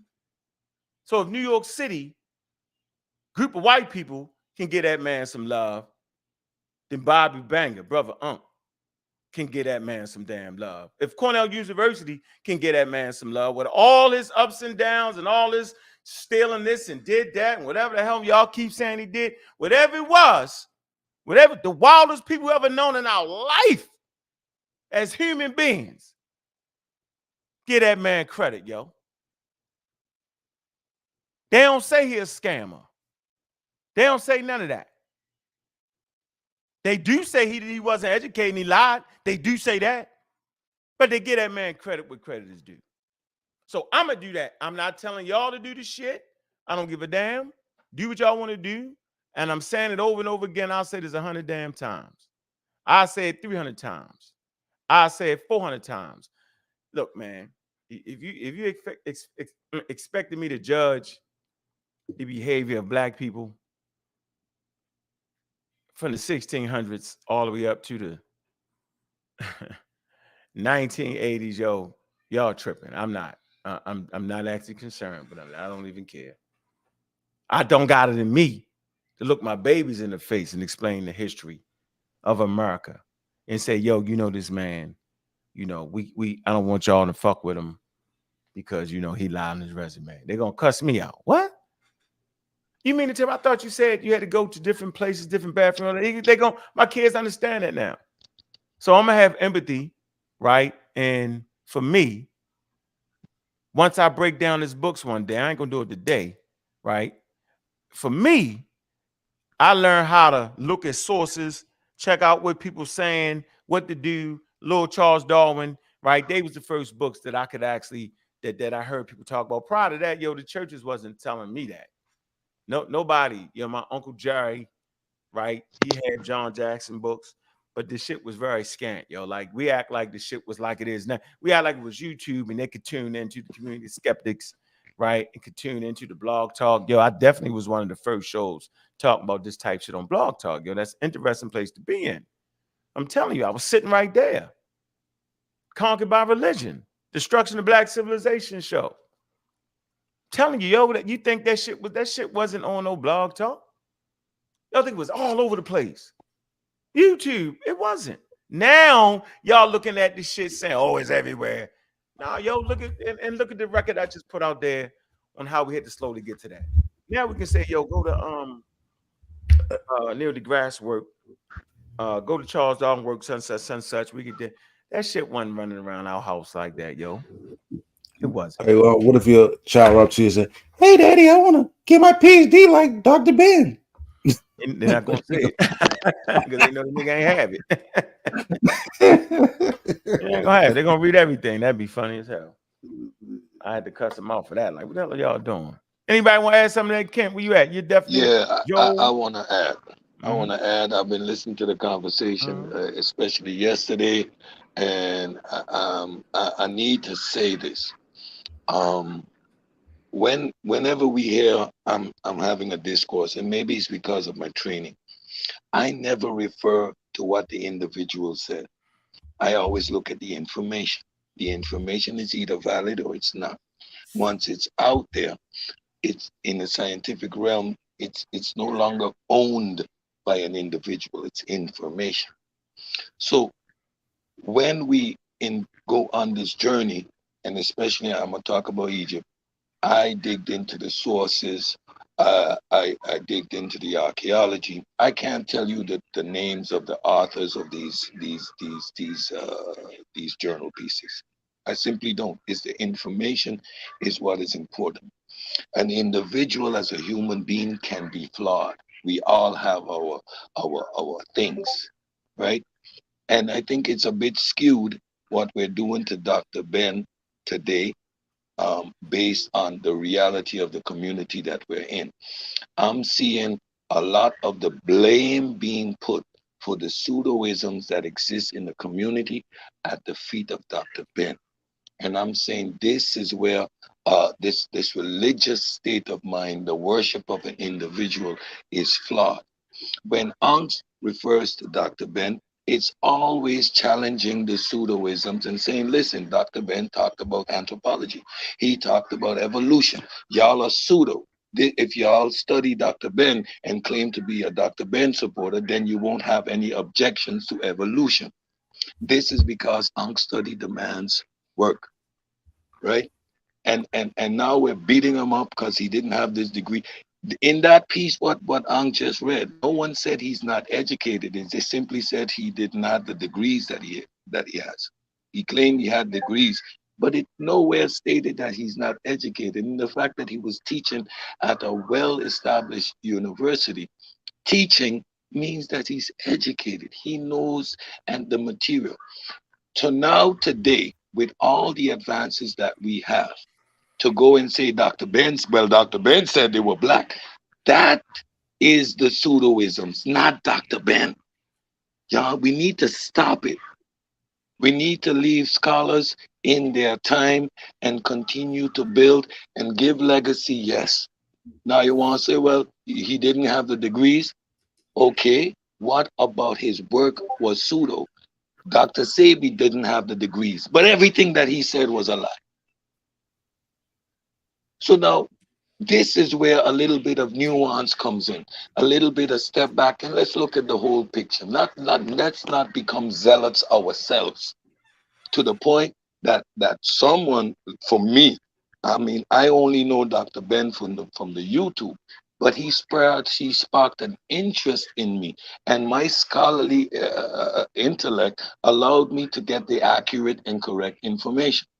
But the fact that I understood for the first time in my life that, wait a minute, Egypt is in Africa? As a 30-something-year-old man, finding out that Egypt in Africa for the first time based on him listening to Dr. Ben and Dr. Clark, was like, huh? Wait a minute. Shit. Huh? I didn't know that. My geography is good, but then it made me understand how things are politicized, how the media, how things are brought to you, the nuances in the discussion. And again, a lot of what Dr. Ben was doing was not only academic, but he was it was a political stance. It was an awakening of people to a certain history. So we have to give him the credit where credit is due. We wouldn't be sitting here having none of these conversations if people like Sheikh Anta Diop, Dr. Ben, and Dr. Clark didn't make these gateways in, right? And a lot, John G. Jackson and a lot more, right? But we have to give them credit for what they did. And we're looking back now where we have the ability to just walk into a university and get our degrees based on having based on what Martin Luther King did and all these people. We forgetting all that. The ease and the facility that we have access to information today, we forgetting all of that and discrediting someone that made a positive contribution. He's not a Dr. Sebi. He's not a NOI. We afraid to say something bad about the so-called Honorable Elijah Muhammad, but these people was handing out placebos, right, in the height of the AIDS pandemic. Yesterday, we saw again the Honorable Elijah Muhammad and whoever else of these clones, I call them clones, NOI set of clones. They were out handing out flyers, right, putting in people's doors not to get vaxxed. Where's the vitriol towards them? Like a chef. You talk about NY, oh, chef gonna back away. They did a lot for the community. They did a lot for the community. But you're gonna sit up here and try to bury Dr. Ben. I don't get it though. So from the time we touch on the religious stuff, everybody backs away. Oh, but we ready to mash up a Dr. Ben. Why? Because he's a proclaimed atheist. He doesn't count. I don't know. But these discussions are a bit skewed, in my opinion. I yield the floor. I think that the issue with the whole Dr. Ben situation, at least my issue is that What's your issue? accolades and your credentials are important in scholarship. We go through this is something we go through right now when we talk about the experts and a particular person's viewpoints against the experts. And if somebody is positing himself as the experts with the credentials to go around with the degree to back up their expertise, then you give credibility to what they're saying over, in Dr. Ben's case, over an actual expert. See what I'm saying? So I think like that is the key component. It's like, yeah, do what you got to do to get educated, so forth, so on. But it's the actual, people doing that day they're going to take Dr. Ben expertise over Henry Louis Gates, right? Or maybe even a Cornel West, but in actuality, they would be considered the experts. They would be considered the ones studied. I think that's most probably my issue, my strongest issue with Dr. Ben. I mean, everybody can make some pseudo claims. Oh well, we could debunk those, you know what I'm saying? But the credential part, you know what I mean? We gotta we can't be so lighthearted on the actual credentials. Credentials matter. No. Credentials. I agree with so, but we won't do that today, though, right? That's the whole point. Like we're looking at almost 50, 60 years back and applying the same standards that we have today. And I'm saying, and again, they lived during even his if time. you look, People, Cornel West and Henry Louis Gates, they lived and achieved during the same time period. So They're that's why I younger than him, chose. though. They're younger than him. Huh? They way young. They young. They Cornel West. How they're old much Cornel West? younger. They're much younger. Dr. Ben has been dead for how many years? How old would he be now? Cornel West? Yeah, I was Cornel West. Yeah, they're generations apart. Yeah, a little bit different. So was there with Dr. Clark. Cornel West wasn't no doctor. No, Cornel West is up and kicking today. He was there debating. He had a debate with Dr. Clark. Yeah. Caught Dr. Clark. Cornel West is 70 years old. Yeah, and how old would Dr. Clark be today? Yeah, he'd be 100. 160. Caught him. You know, you catch him. You catch Jordan Yo on my issue is not with Dr. Clark. Dr. Clark is old. I think Dr. Clark is older than Dr. Ben. Yes. My issue is not with John Henry Clark. That's what I like John Henry. Yeah, I like John Henry Clark and Dr. Ben. I Henry placed Clark him. I placed him with 1915. Cornell. Placed him at. Dr. Ben was born 1930. Henry Louis Gates Jr. is older than Cornel West. He's 73. When was he born? When was he born? He wasn't born in 1915 and 1920. Born in 50 something. Yeah. So here we go. Right here, we got that man is 73. When do you think he graduated college, bro? 50 years during those ago. same time periods, bro. I mean, 73 years old. I mean, went to college when he was 20. Around that time. Yeah, Dr. Ben supposedly finished his BS when he was in 1933, though, supposedly. Right? Like they're generations apart. You know what I noticed?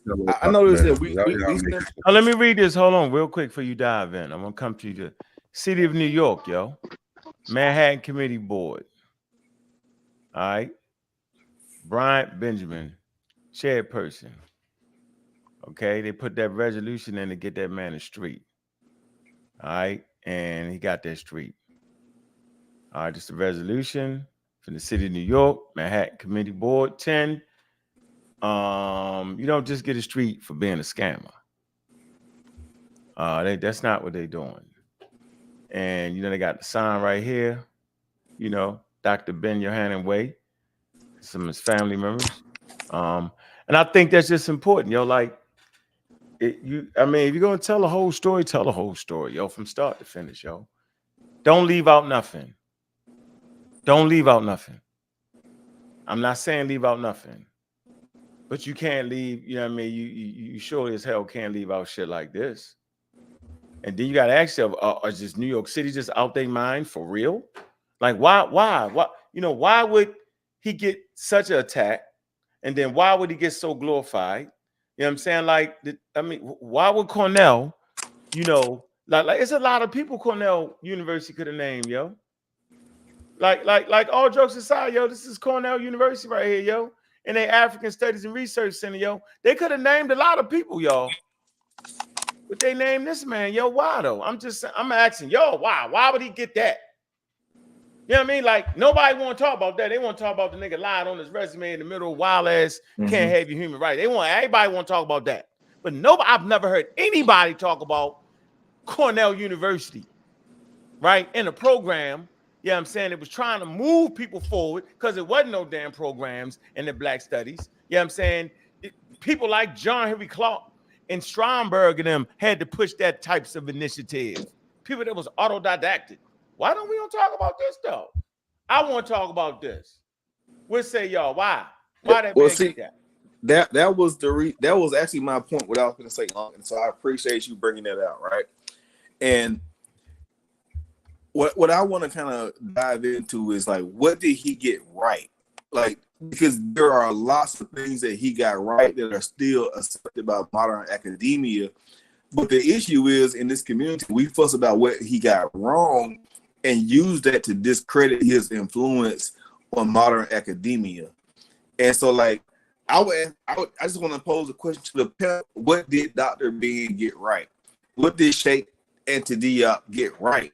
Because we're focusing on the wrong in an effort to discredit people, but it kind of goes back to the whole stone wheel thing. The person that made the first wheel and chiseled that bitch out of stone, they did that right. You know what I'm saying? Like, we got to understand that. But we may not want to make a stone wheel today, but when they did that, it was right. And I think we focus so much on saying, hey, leave that person alone because this person got pseudo, they didn't do that. Man, in the 1960s, none of us would have agreed. Let's be realistic. Let's go to an HBCU. Let's just be honest. Kyle, my man. Can we? My man, wait a minute. Give Kyle back the floor. African Americans didn't have degrees. Y'all stay quiet. Give Kyle the floor. Y'all stay quiet. Kyle, continue to talk, Kyle. Hold on. Because not for nothing, I just want to let y'all all know, y'all stacked the deck for an hour. Now everybody that disagree look absolutely crazy when we come in to talk. So I just want to go ahead and put that out. Raz, that's a red herring you're throwing out there. Raz, that's a red herring. You just try. Red herring right there. You try to take the foundation out of everything we just established. Them niggas play the orchestra just now. Stacking the deck. There you go. I'm getting on. That's Brad. That's what we call a red herring. You just try to undermine everything we just said by saying we stacked the deck. We just stated all facts. Kyle just nailed it. Kyle just nailed it.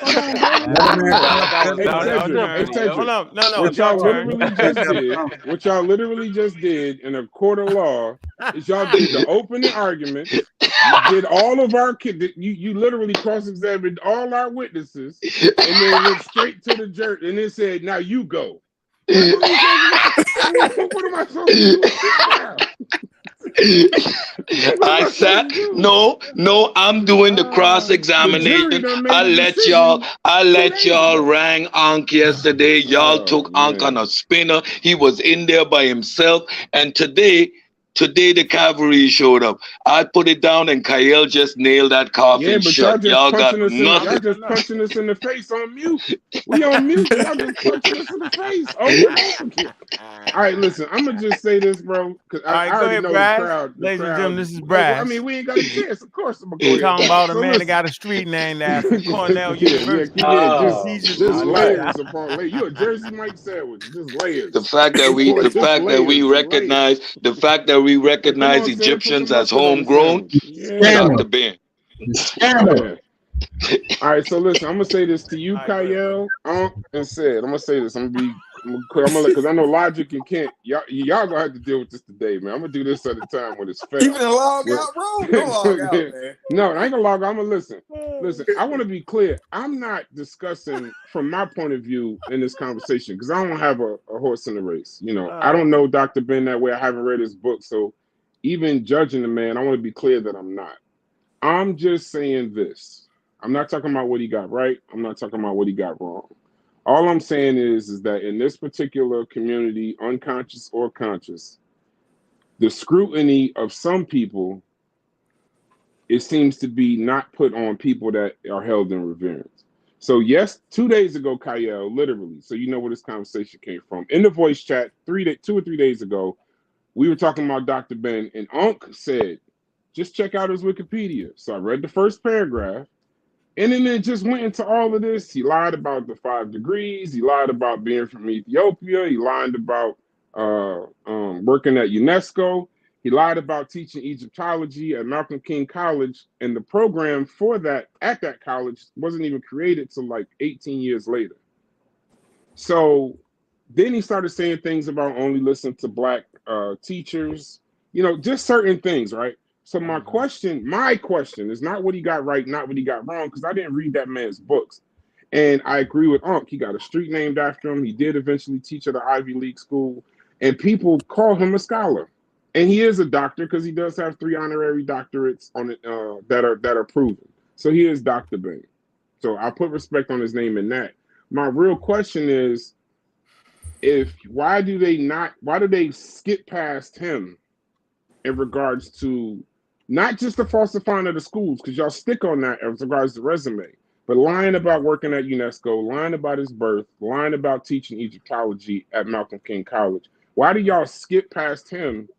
And then you know for a fact, Kyle, if anybody else would have done that, even past teachers, we talking about, you know, other people, they would get eviscerated in this community, conscious or unconscious. And then the last thing I'm gonna say, just a statement. There's a few. I'm starting to hear this autodidactic word just a little bit too much in regards to the people that y'all hold near and dear to your heart as far as scholarship. I'm gonna leave that there. But go ahead, Kyle. Hell, wasn't nobody else. I think it's offensive when y'all also say as if there were no colleges, HBCUs in the 40s, 50s. I said that. I heard said that, Brad. No, I know. I'm just saying because there were Black people. I think a couple Black people graduated from universities and colleges in the 40s, 50s, and 60s. Like, come on, like let's stop doing that. He lied. Just leave it at that. He just lied. And those individuals were ostracized by the scientific community. And so, like, I'm gonna be honest. I'm talking about me, and if y'all have also done this, then y'all can understand the sentiment behind this. To get into a new field, a lot of times you gotta beef up that resume. Sometimes you gotta say some things in your job and word them so that you can be accepted in that new position. And you know you have this. If you know you have the skill set to fulfill the things, the desires of that company for you, or that entity for you. And like, I've done that. Beef up is not lying about 5 colleges and 7 degrees. I get it, but you know when no. See, that's you. You just did it again. You just skipping past. You just called lying about 5 colleges and 7 degrees, beefing up your resume. Come on, Kyle. Right. Y'all get him? See, it's a harsh truth, but why you ain't let him finish though? You gotta let him finish. No, we was building, but go ahead. Okay. We good. Yeah, we was building. He was building, but that's what I'm saying. If I had the understanding of what I had now, and I went to a HBCU that wasn't respected by modern academia, and I just simply said, "Hey, I got this degree from that college," and I know for a fact they have no way of fact checking that, I'm putting that shit on my resume because I'm trying to get. I'm just being honest with you. You and me both. Now they ain't being honest. I asked them niggas, ain't nobody ever lied on their resume. I was like, okay.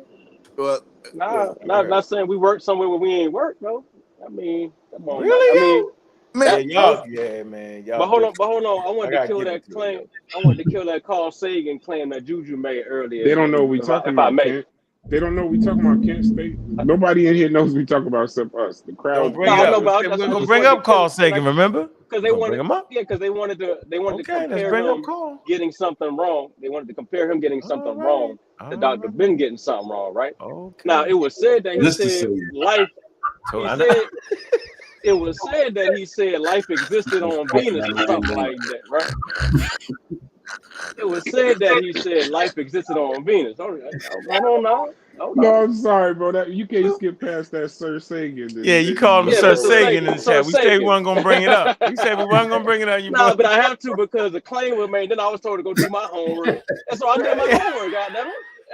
You say Sir Sagan though, yo. Sir Carl. You said called. Why y'all talking about Carl like that? I was like, huh? Go ahead, bro. Juju not even here, bro. Why you gotta prove this point, bro?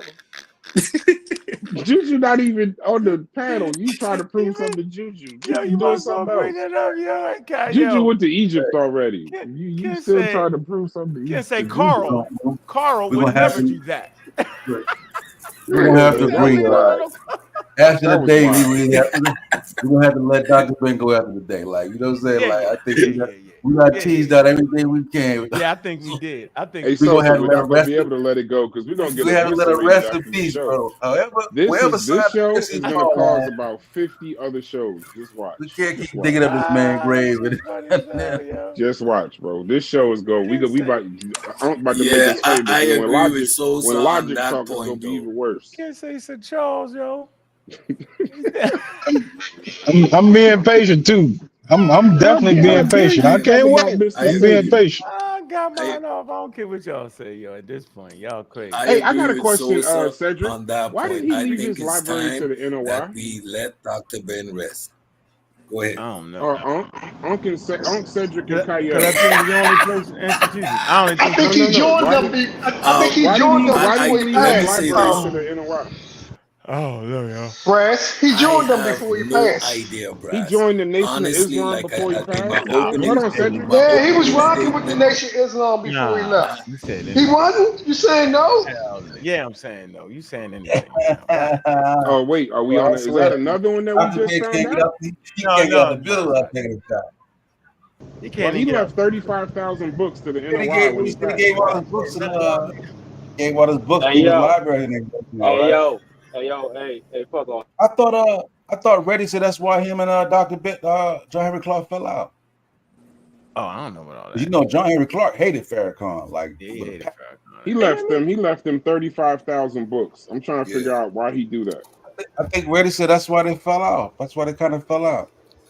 Because Dr. Ben kind of had a little appreciation for Farrakhan, and Clark was like, no, I think according to Reddy told the story one time. Really.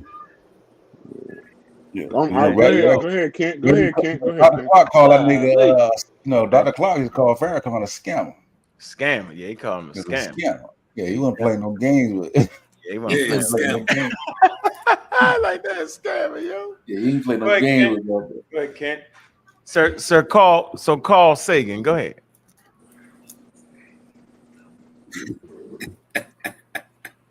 You keep saying go, you ain't saying nothing, Kent. He was that way. I can go. I can go real quick. All right, take your time. Ain't nobody gonna be able to go after this. Hold on, here he is in the making. I'm gonna be sure. I'm gonna be sure and cool with it, Joe. Hold on, go ahead, Ken. Go ahead, Sir Carl Sagan. Go ahead. All right, yeah, my finger back. Yes. It's not bad, yo. The ghost of Carl Sagan got you. Mr. Carl Sagan. Mr. Carl Sagan. I looked around and say, damn, you ever met him? Yo, let him cook before he kicked though on all us. Go ahead, Kent. Go ahead, Kent. Yeah, we can hear you now. Go ahead, bro. All right, I don't my shit going. Yeah, wait till you get in the better spot. Go ahead, Logic. We're gonna let Logic cook. Go ahead, Logic. We're not gonna cut you off, Logic. I promise. So look, I'm gonna make it real quick because I'm trying. I guess I gotta clarify my position too because I'm not saying throw the man away. I'm not saying he wasn't cool and all of that, right? Cool. My problem with him is not him lying on his resume. And I've been repeating that for days now. My problem is that the truth that I see, right? when I run across the very few people I do know that actually know about Dr. Ben, his legacy is not pointing people towards evolution. It is pointing people towards the black woman as God and the black and the Egyptians as black. And these are all the things that we now have to unwind because we have reverence for this person. Every time you mention Dr. Ben, you crack the door open for the validity of the Egyptians being black. And you might not be doing that with his information, but that's what his legacy carries, yo. So and to try to use the same person to unwind that misinformation, I don't see how you ever gonna reach a point of clarity, because that's not the way people see him when they talk about him. You know? That's that you're talking about a person that they're not even familiar with at that point. The person that they're familiar with called the Egyptians black. The person they're familiar with said the black woman is God, and that's what my big thing is, right? So I value the clarity. I want to be able to get to where we can all at least understand that the Egyptians wasn't black, or at least understand what he really meant when he said the black woman is God. And listening to him does not get you there. So you don't believe the government? Point scored logic, the game is even.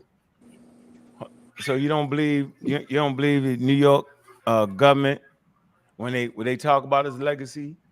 You're not gonna listen to the public libraries when they talk about his legacy. Look, here you go. We ain't saying, I don't see nobody saying the black woman is God.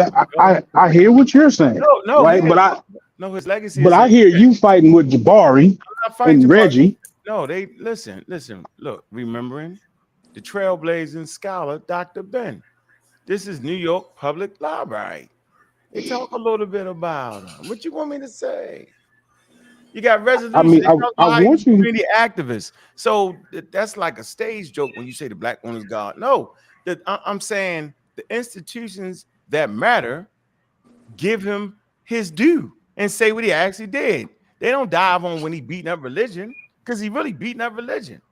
If you read his book, you would know the context of the black woman is God. He was simply saying that black Africans in the Nile Valley deified women and they could be gods, whereas though in Europe and Christianity, the gods was males. That's all he was actually saying. And then he gave you an atheistic conversation when he said, they say, do you believe in God, Dr. Ben? He said, no. He said, my mother is God. She born me. She raised me. Before her, you know what I'm saying, I wouldn't know nobody. She fed me. That's what he meant in that context. Through the sexual union of a male and a female, black man, black woman, right? You come out of the legs and the loins of a black woman. Thus she becomes God. She's the creator of you. That's what he meant. I mean, but you saying that to me as if I don't understand what you're talking about. I'm saying that same information got Jabari and about 10 other people sitting in a circle, Indian style, doing the humming, right? And we talking about the same person that you talking about. No, that's what I'm saying. No, they ain't talking about his legacy is not his information. However, you're doing what? And it's not. No logic. Has to be no logic. You're doing exactly what I said not to do. You're putting the pseudoisms that exist today at the feet of Dr. Ben, where Dr. Ben never made any of the pseudo claims we are dealing with today, though. Let's be honest. The funny thing is the people in close contact with Dr. Ben. The black woman was God. What he said a million times. The people who have close contact with Dr. Ben, right, like Reggie, Oshawa, Kwesi, and them, see, they come away talking totally different than how you talk. Totally different than what you saying. When? Logic. What? I'm making that up. If you ask me, I'm making that up to Oshawa, Kwesi, and Dr. Reggie, or Brother Reggie. Ain't to sit up there around there talking about the Egyptians as black. That's not their legacy. No, you're not wrong. That's what I'm talking about. I know. I'm talking about that's the fruit. That's the fruit that the tree bears, yo. That's all I'm talking about. That's a little crazy, yo. But I'm saying, that's a little bit. Is that right? Does that make sense to anybody? You're looking at people.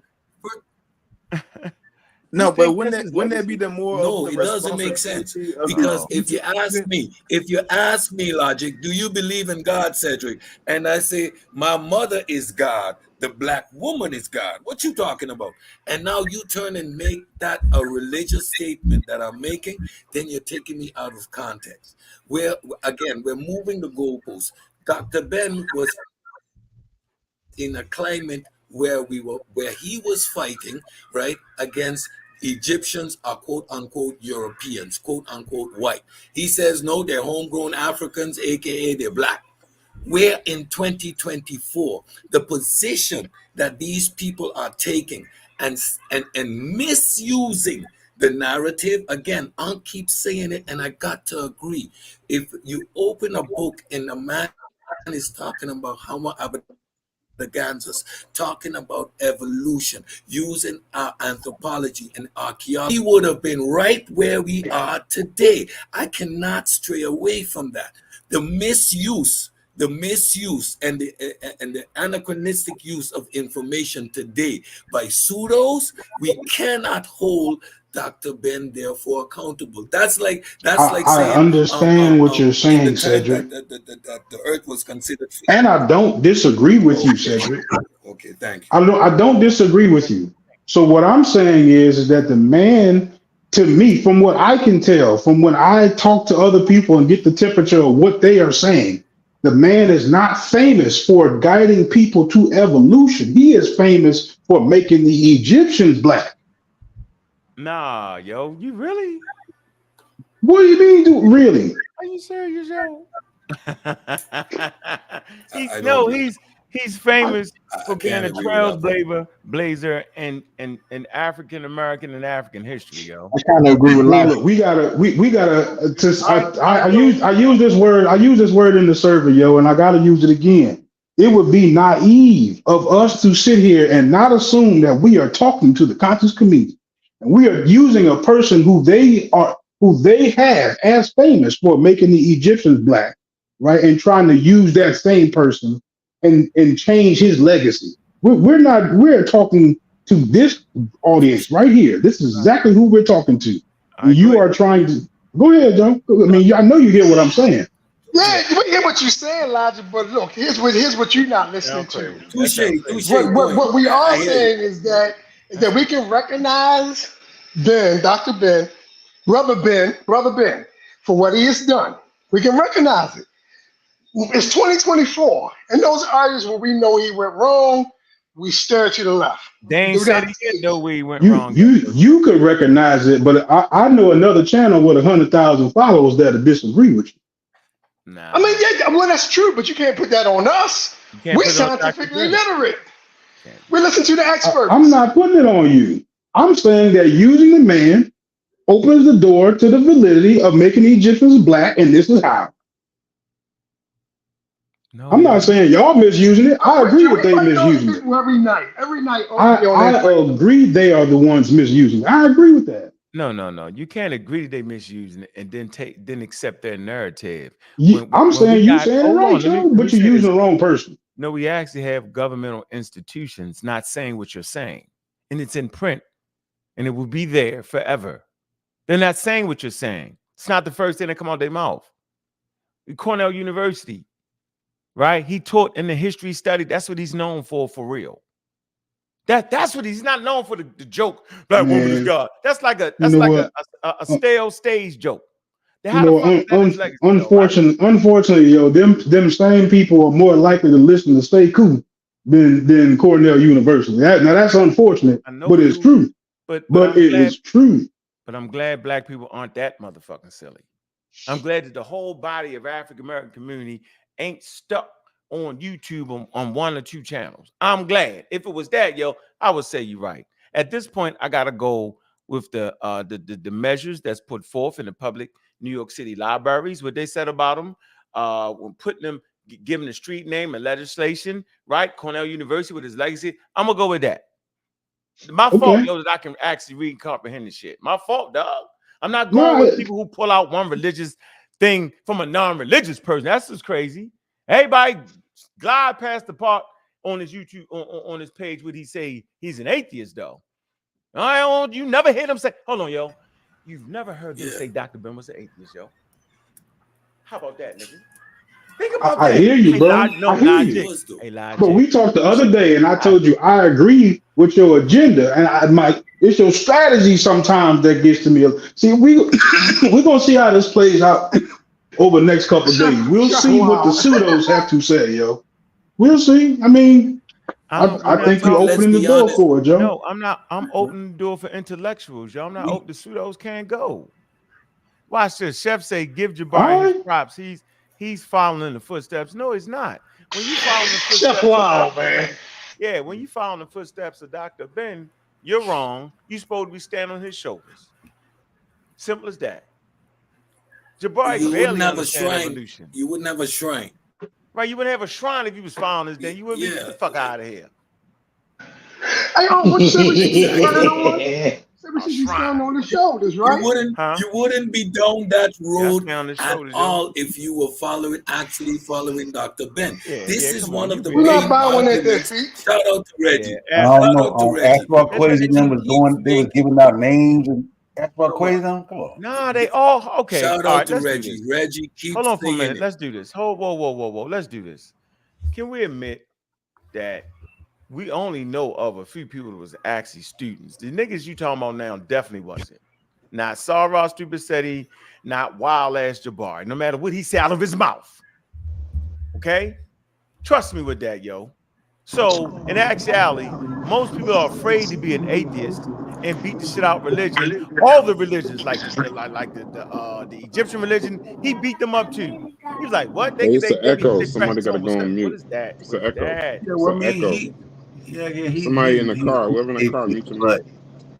But Did Dr. Ben have a shrine? Did Dr. Ben have a shrine? Hell yeah, his mother was The God. whole Yo. Egyptian being African thing, though, like they look at that as being. Oh, his mother was a shrine. Did he talk to mummies? Hold Did he talk to on. mummies? No, I ain't do none of that shit. Shrine of They my look at that as being a part of an African religion, no different than Ifa or like you would not bang on somebody who's supposed to Ifa because they look at that as an African religion. You know what I'm saying? It's the same concept. Dr. Ben did though. Yeah, he did to a degree, right? Even though he was Jewish, right? Even though he was a Jew. It was not, bro. He was a Jew. No, I can get the clip when he said he ain't do that shit after his father and wouldn't let him go to his best friend funeral because he was a Christian. He said he was done with the Jewish shit. I can show you a clip when he said, "Yo, well, anyway, y'all say the man lie anyway." So who the fuck? Yeah, nigga, you know how nigga lie. Yeah, man. I can't believe this man. All right, okay. Since the Wikipedia page is the standard of Dr. Ben, then I want to follow that Wikipedia page. No, we read New York Times articles too. Stop doing Yeah, it's in New York. It was written in New York Times. Yeah. But yeah, so we don't want to read it now. No, Yeah, and that same article, there's really nothing. I mean, went over it. There's nothing that hasn't been refuted. That they refuted that. You know what I mean? Yeah, that same Amsterdam News picture you showed, they talked about it in that article too. Amsterdam News. Absolutely. Here you go. Atheism. It says in his lecture, "Why do you believe in God?" Ben-Jochannan explicitly stated his disbelief in God. He declared the Judeo-Christian Islamic figures and stories like Adam and Eve were based on African and Asian mythology. On the subject of churches, he argued the churches can't help the people when the chips are down because their interest is with the power structure. I mean, come on, yo. Nigga was an atheist right on this page, yo, and nobody talks about that. That's funny to me. They crack jokes with me. Jabari said he doesn't like niggas, he's the atheist. Then Dr. Ben wouldn't have liked you, nigga. Dr. Ben didn't mess with his teachers. Don't make me bring Reggie over here. Dr. Ben ain't mess with none of their so-called teachers. All right, Logic and Brass, what y'all say to that? Talk about it. Well, he's an atheist, but he did leave 35,000 books to the NOI. Okay, and the first time I heard about my eye, it was from Dr. Ben. I don't think he was believing in all that stuff, but he kind of was. He kind of was a little. Well, but I kind of said that in jest though. The fact that he was an atheist, I don't have no problem with that. But I mean, what do you want? You have a problem with it? He would leave the book with an institution. What Not black the NOI though, man. I mean, but I don't even think he didn't even leave the books with them though. No, Cuba said Dr. Ben died a Muslim. That's documented also. He left it. Cuba said Dr. Ben died a Muslim. Yeah. I mean, matter of fact, a couple people in the chat. A couple He of did have a people in the Muslim. He chat did are have a saying that he was Muslim. Muslim. Did he have a Muslim funeral? No, he had John Henry Clark. He had James Small standing over him with a leopard skin on, doing the opening of the mouth ceremony. Hey, Cussed why that. would He they? got up, Why are slapped the shit out of everybody. I'm saying that's the Hold on, Got Sosa. the hell Hold up on, and slapped the Sosa. shit out of everybody. That's what he did. Yo, they Um, gonna do y'all like that. If He y'all said think they're gonna bury y'all like he atheists, yo, said if you Imam think that your wives and your aunts and your Khalid from uncles and your Harlem. mothers You is gotta gonna look at. bury y'all as atheists, y'all done lost y'all mind. You're gonna be right in the damn cemetery. I'm definitely praying at Unc funeral. We gotta look. you I'm really gonna got look you for that really got to source. turn your We're mic gonna look down. for that source. Damn, you come in like the voice from heaven every time you come off the mute. E5, that's my man right there from Baltimore. Hold on, he ain't talk. E5, what's up, brother? You gonna have to mess What's up, brother? Oh, you got some shit that's clear today? Yeah, man, because I'm using the headphones like I'm supposed to. What I want to say. Hold on, can I say hi to somebody I went to school with? Can I say hi? What's up, yo? Northwestern in this bitch. Northwestern Wildcats in the house. Can we talk about somebody that know me? Yeah, I'm saying Bobby West, yo. Can I say what's up to you, yo? Yes, you can, brother. Let them niggas Yes, know you I ain't can. changed, yo. Let them niggas know I ain't You changed. never changed. Always been staunch in what he was and what he is, and studying and everything. We were probably one of the few people in Baltimore. I'm just saying, from my opinion, that were really studying and reading and researching at an early age. We never stopped. That's true. But I want to say something. Let's get to it. Dr. Ben's credentials. Talk about money? No, I'm playing. Wow. Hey, yo, we don't want to go there. We don't want to talk about the street level. The criminal Word is born. No, go ahead, yo. We don't talk about it. Look, but anyway, I just want to say quickly that the credentials of Dr. Ben are questionable. Okay, as far as academics studies and everything. He made the statement that Kemet was black. That's inaccurate. Absolutely. Now, at that time period, because he was a black nationalist, also into Afrocentrism, he made those statements. But however, in these days and times, we know better than that. Absolutely. And we should know, because if you get a book on anthropology, they don't even talk about race. Right. See, that's what the book about experts is about. The book that you talking about, the expertise. I forget the whole title. Death to expertise. The death to expertise. Yes. Because that's what you got to deal with. You got to deal with the experts. I don't want to take y'all off topic, but what I'm saying is Dr. Ben, for his time period, it seemed like that was accurate, but it is not accurate today. And as far as his religion, I think a lot of people said, well, he stated something about being Hebrew at first. I don't know why that was said by him at that point, but it's like I said, I guess it's just the path we were on at that time, and we were building off of certain information. It was fighting Jews being white. That's why he said exactly, brother. Exactly. I'm glad you brought that. Thanks, brother. And that's what he was doing. But however, we cannot use these same thinking methods today. It's outdated. And that's what happens. We don't update our information in the community. It's pseudo. We're using pseudo. I like this brother right here. Spit on, bro. Yeah, and that's what's just happening. We're gravitating to things that we learned in the 90s. I was a part of that pseudo community. I was believing in all that stuff, the ethers and I can the 9 ethers or the 9 ether hair and all that kind of stuff. Dr. York. I was into all that stuff.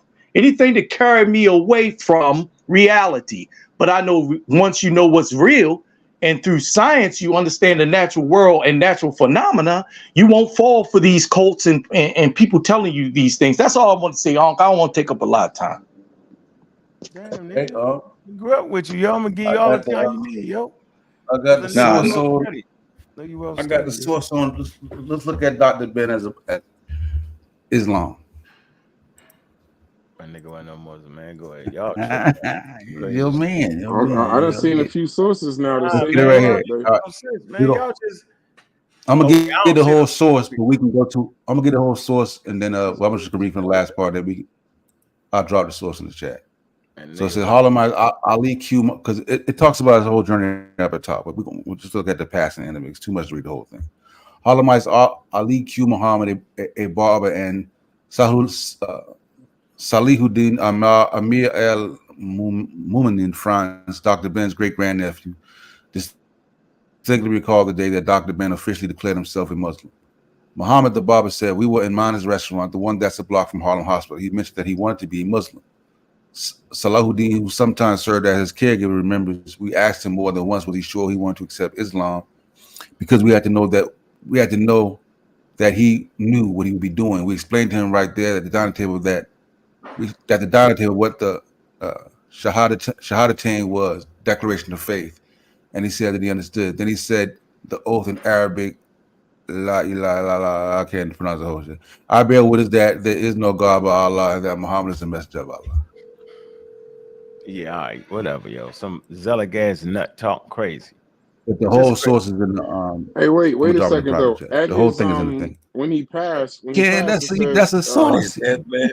Nah, hold on, wait. The Amsterdam, the same source that that dude did do service too.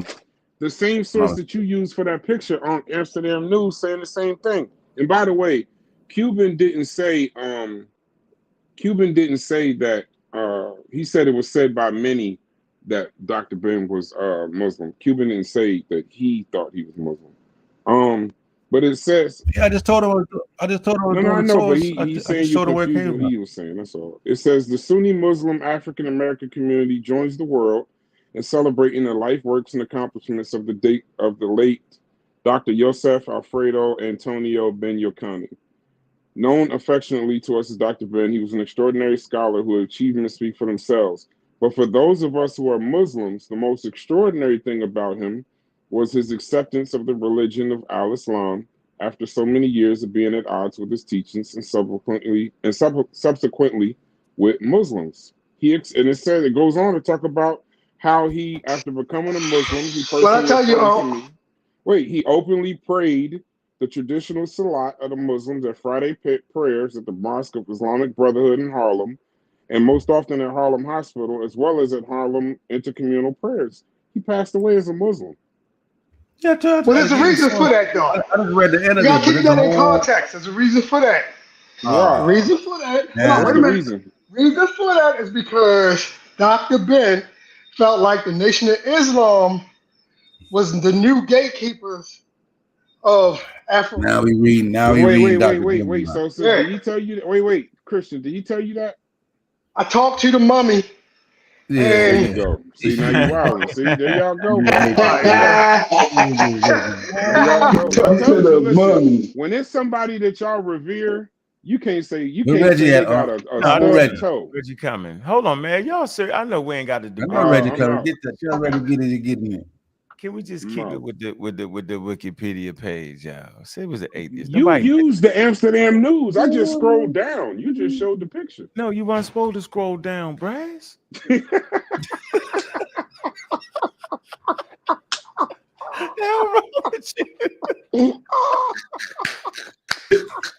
Scrolling this shit. What the hell wrong with y'all smart niggas? African American. Created a monster. Created a monster. Listen, man. Listen here. On the man's deathbed, you gonna go and convert him. That's abuse. That's abuse. Oh, you a fool, bro. That's abuse. The man was probably seen all at that point, doped up on all kind of morphine, and you convert him. That's pseudo. That's a pseudo I just conversion. scroll down. Oh God, I showed you the picture, and that was it. Don't ever go back there again. Ladies and gentlemen, the sources for the picture, I'm holding sign. That's true. For some reason, Brad's got smart and scroll down. What the hell's going on? Oh my God. Oh man, y'all wild. No, it's all good, yo. Yeah, everybody can get their voice Where's out, Reggie man. when you need him? Bro, will you stop saying that man's name? Where's Reggie when you pop need him? up? Tell Reggie we gonna need a source too. Y'all gotta say Black Egypt 3 times. He gonna pop up. Black Egypt, Black Egypt, Black Egypt. Reggie word of mouth. We had to get some damn their source. shoes and socks off, and as soon as he can feet Reggie up. told me Shake Anthony Jock was an atheist. know that man was good. Yeah, he told me that shit. Apparently, Shake at his job told him. Everybody says he's feet soft so he can in the worship at the conversation feet. that We we just having need to see about some Egypt, feet in the building. He'll come in here. now bring He can up worship Dr. at the Ben. feet. I know he ain't make no damn deal. Let's be honest. When They is the did. last time you heard? Ask When was ask the him. last time Ask you heard? When I'ma was the ask. last time you heard Unc bring up Dr. Ben when we're having a conversation I about don't Egypt? bring that. I don't So bring let's no be No, he damn. honest. doesn't. He We doesn't don't bring them. use That's what I Dr. was Ben trying to as a say, source. Sid. Our claim is No, not no, whether we he's don't. We right or don't. We don't. wrong, We or don't whether we fought should that. use his teachings. We're talking You know about what? strictly his history. Strictly his history. That's it. We been fighting that Dr. Ben thing for about 4 years, man. 4 years. 4 years battle, boy. Shit, we know everything about Dr. Ben. No, he was last Yeah, girlfriend was Rest and in all peace, that. Brass. I ain't learned nothing different. I ain't learned nothing new about Dr. Cedric is Niggas wild. scrolling down, I finding ain't some got dog wild in the ass fight because I didn't Muslim hear Bro, about that's talking I Dr. mean, Ben. listen, every time we I got study this this, man, community. I find out something new, bro. Now he a Every Muslim. time, That every shit time I crazy. start reading, it's like, what? He left 35,000 books to the Nation of Islam? Let me read some more. Wait a Funny. minute, he was a Muslim? What is going on? This is why I'm He actually wasn't a Muslim. They he converted was the man he and then was went a Muslim. full of what's opium. his name? At this point, Quasi we gotta Muslim? stop. Like, He was Muslim, yes. He died as a Muslim, yes. He prayed at the mosque in Harlem. He gave salat. Man, He we was a don't know. Muslim. Did you ever hear? he No, was you building a don't know. relationship, man. He was building. That's You all he was don't know. doing. The He was article I building a read was relationship. about his We not funeral. listening to a Man, wild ass Muslim talking crazy about Dr. Yeah, Ben. that was Yeah. printed in the Amsterdam Right, News. Hey, shout out exactly. to my Muslim buddies, Exactly. man. We're not going to disrespect Muslims. Shout out to my Muslim bros out there. We Yeah. don't You think they're sound them wild. wild You ass sound Muslims wild out right there. now. Everybody want to be look I Egyptology ain't niggas trust make them an nothing the Egyptology NOI niggas. said. Christians make them. Come on, yo. The Hebrews make them. Everybody got them making something but the A to Z wise. Yo, that's horrible. Read his damn books. What he say, yo? He's a non-believer. Come on, man. I'm gonna take my shahada at the last moment. Why not just be a Christian? Why not go back to the Hebrew faith? Yo, why he picked Islam? Ah, man. Come on now. He's building It's relationships with him. That's why. It's like an injury in the NFL, man. It's questionable.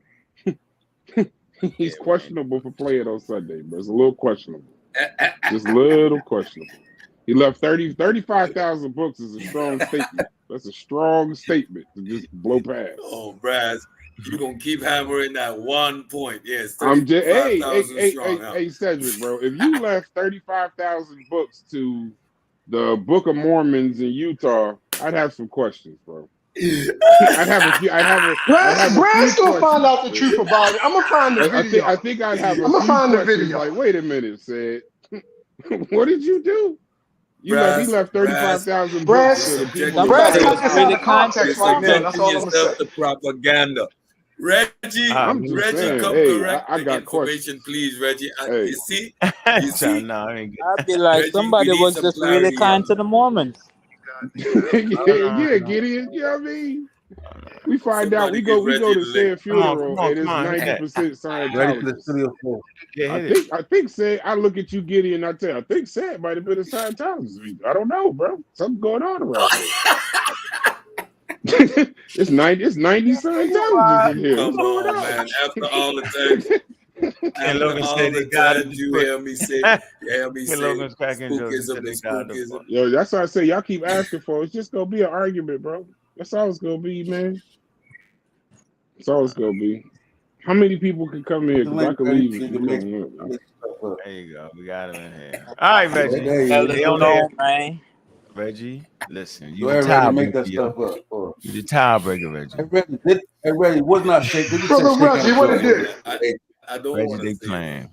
He Hold trying to on. act like Reggie, did you say shake at the joint? How do y'all think this I'm is gonna have gonna to end say it, positively, bro? Yeah, Reggie. What did Dr. Ben mean when he said Black Egypt, yo? Go ahead and tell us. Man, not everybody means the same way today, yo. I know, but that ain't. Oh no, we didn't know. No. Hold up a second, y'all. Hold on a second. Go ahead, Reggie. I'm only talking at All right, good. Hey, kick him out here. Don't talk to me, this Reggie. I don't want to be here. I'm Don't just talk to asking. me. Reggie, Oh, you don't want to be Reggie, here? I'm the Come on, one man. Hold on for a minute. been calling your name, wanting you to get on the panel, Reggie. You won't say good day to me, Reggie. I know what you're gonna do tonight. I'll be in the chat though. Cedric on Let him get it out. You don't like being around his people that much. Go ahead. Reggie. What's So up, Elder Reggie? How you doing, brother? Reggie, Hold we on, got Ben, some let him people. get out. Hold on. Hey, Reggie, it's all love over Hey, here, come bro. on, I man. need Let's you to make clear this some quick, things bro. up. Hey No, we Reggie. ain't trying So to rush Reggie out of here. we What over y'all here doing? talking about what Dr. Ben legacy was, right? You got people cracking jokes and his legacy is saying the black woman is God. All that. Now I know that Dr. Ben was an atheist, right? I know the religion that he was raised up in, right? But I ain't know nothing about him being a damn Muslim in the ninth hour. That's a crazy scenario right there. Right? I know how he was buried. He wasn't buried like a Muslim at all. He was more in line with being a damn Christian in his burial. But you had people doing all kind of ceremonies over. Can you break the tie? You was at the funeral, bro. Is this man a Muslim or not? Okay. Dr. Ben in the 90s had an opportunity to teach at the Sunni school Al Anzar. In order to do that, he had to take his Shahada. Dr. Ben took his Shahada, right? And so in some regards, some Islamic Muslim apologists will say that he's a Muslim.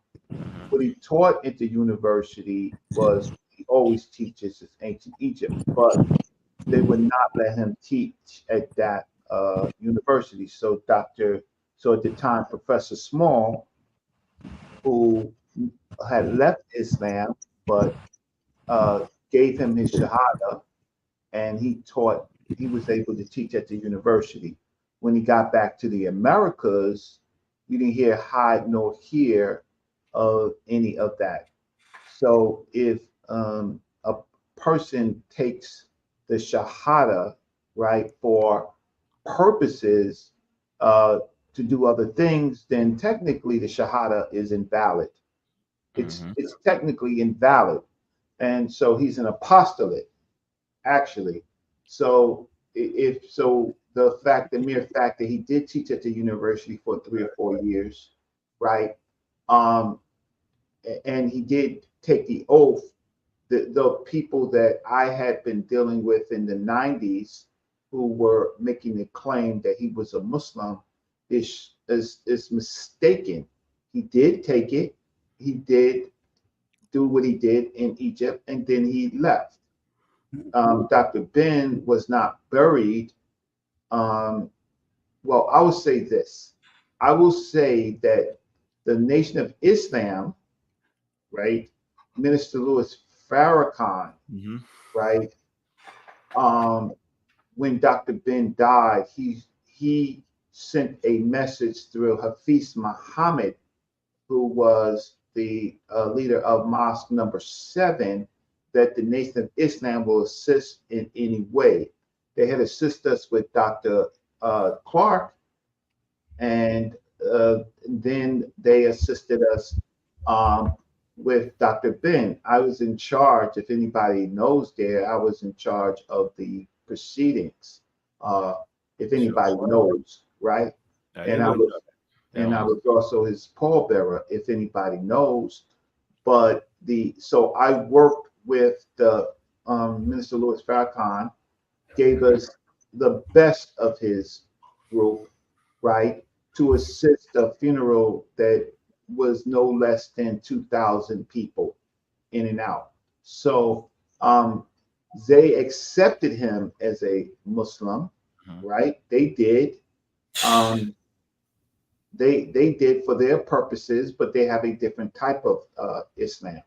So I'm not going to deny the work that the Nation of Islam gave to support, but I think all people who are adult knows that Dr. Ben. I think that all people know that Dr. Ben was a Mason. He was a Shriner. He was a professor, right? He taught at Al Anzar University, right? Dr. Ben would say to us that he's 360 degrees Amun Ra, whatever that means. But he was a Mason. So with that said, anybody just characterizing Dr. Ben homogeneously as a Muslim because he took the oath at one time and none of you people knew him, and I was with him to the night that he died, I just think that you have an agenda. So I'll listen. So wait, Reggie, wait. So did he actually give the 30,000 books? He didn't give it to the Nation of Islam, did he? No, he did not. The book. What he gave it to? I thought you said he gave it. What he gave it to? I thought you told us he did. I'm talking to Ankh. The books, the Hey, Boo, book yeah.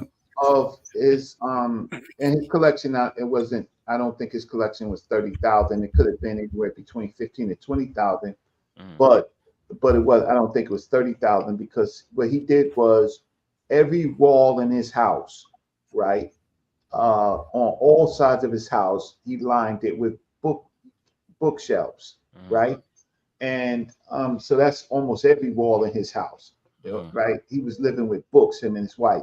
No, when Dr. Ben died, he went into the nursing home. And then it's interesting because prior to going into the nursing home, Shaka Amos had asked me if I could, if he could see Dr. Ben. So I got Shaka Amos in Dr. Ben's house, and then there was a period where he was not really doing well, and people were taking advantage of him. And they were in his house. They set up a copy machine. They were stealing books, right? And a woman at the time who was a police officer, Queen Nasia, gave them the he-ho. He goes into the nursing home. The books are still in his house. He dies in the nursing home. Now the family decided that the books, all bets were off. So the books remained in Dr. Ben's house. The Nation of Islam always asked us about the promise that Dr. Ben said that he would give the books, but the family said Dr. Ben was not in good health. He made emotional decisions. We are the administrators. Dr. Ben's son, Alfredo, was a lawyer. He's saying that legacy is our families to do what we want to do with it. Any other questions? Yeah, I got that. I understand it. So anybody with 20,000 books, yo. Anybody with 20,000 books, yo. You ain't running around being funny, yo. Yeah, you ain't. So, Brass, you hear that, Brass? Hey, Brass, let me ask you a question. He wasn't. That's all I'm gonna say. Go ahead. Brass, let me ask you a question. Unc is a translator. Unc is a translator. I say bad things about you. I'm hurtful. Go ahead. Go I ahead. don't want to be hurtful. So ask Unc the question to ask. Hold on, I'm asking Brass a question. Can you be a Mason and an atheist? Yeah. Yeah. Brass? Yeah. I'll talk to you about it privately, bro. Well, shit, I was a Mason and atheist. Shit.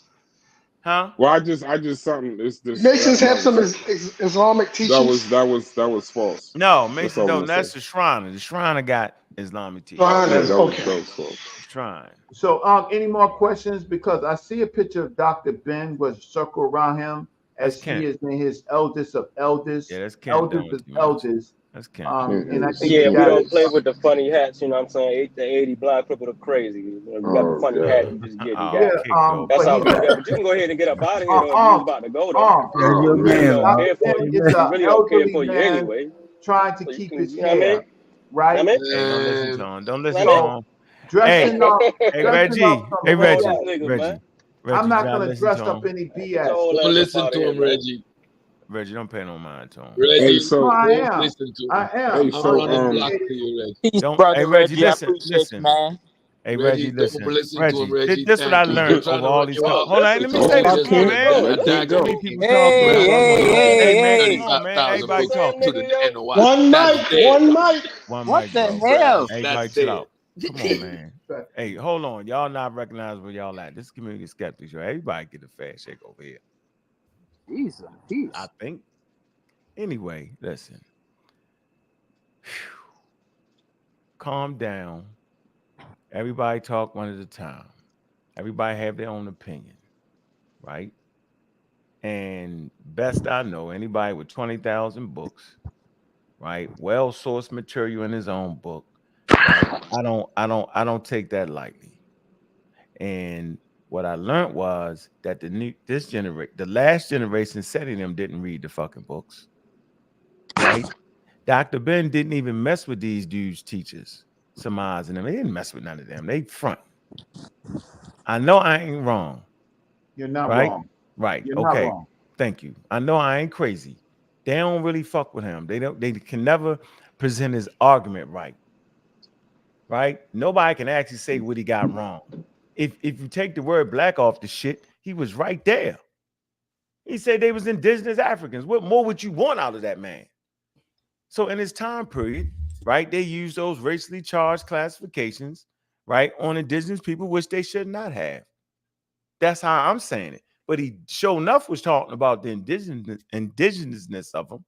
And he mischaracterized, in my mind, making African Americans. I don't even think he would classify like Moors and all these people was black. Well, that's what he did, but that's in that time period.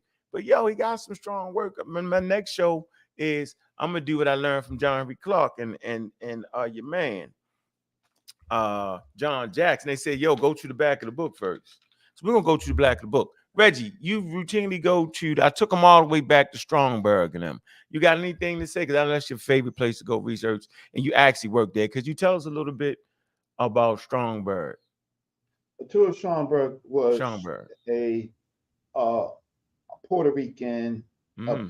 a black Puerto Rican, right? Mm-hmm. Why? Because he self-identified with being black, right? Okay. So he came from a region in Puerto Rico where most of the people was dark. When he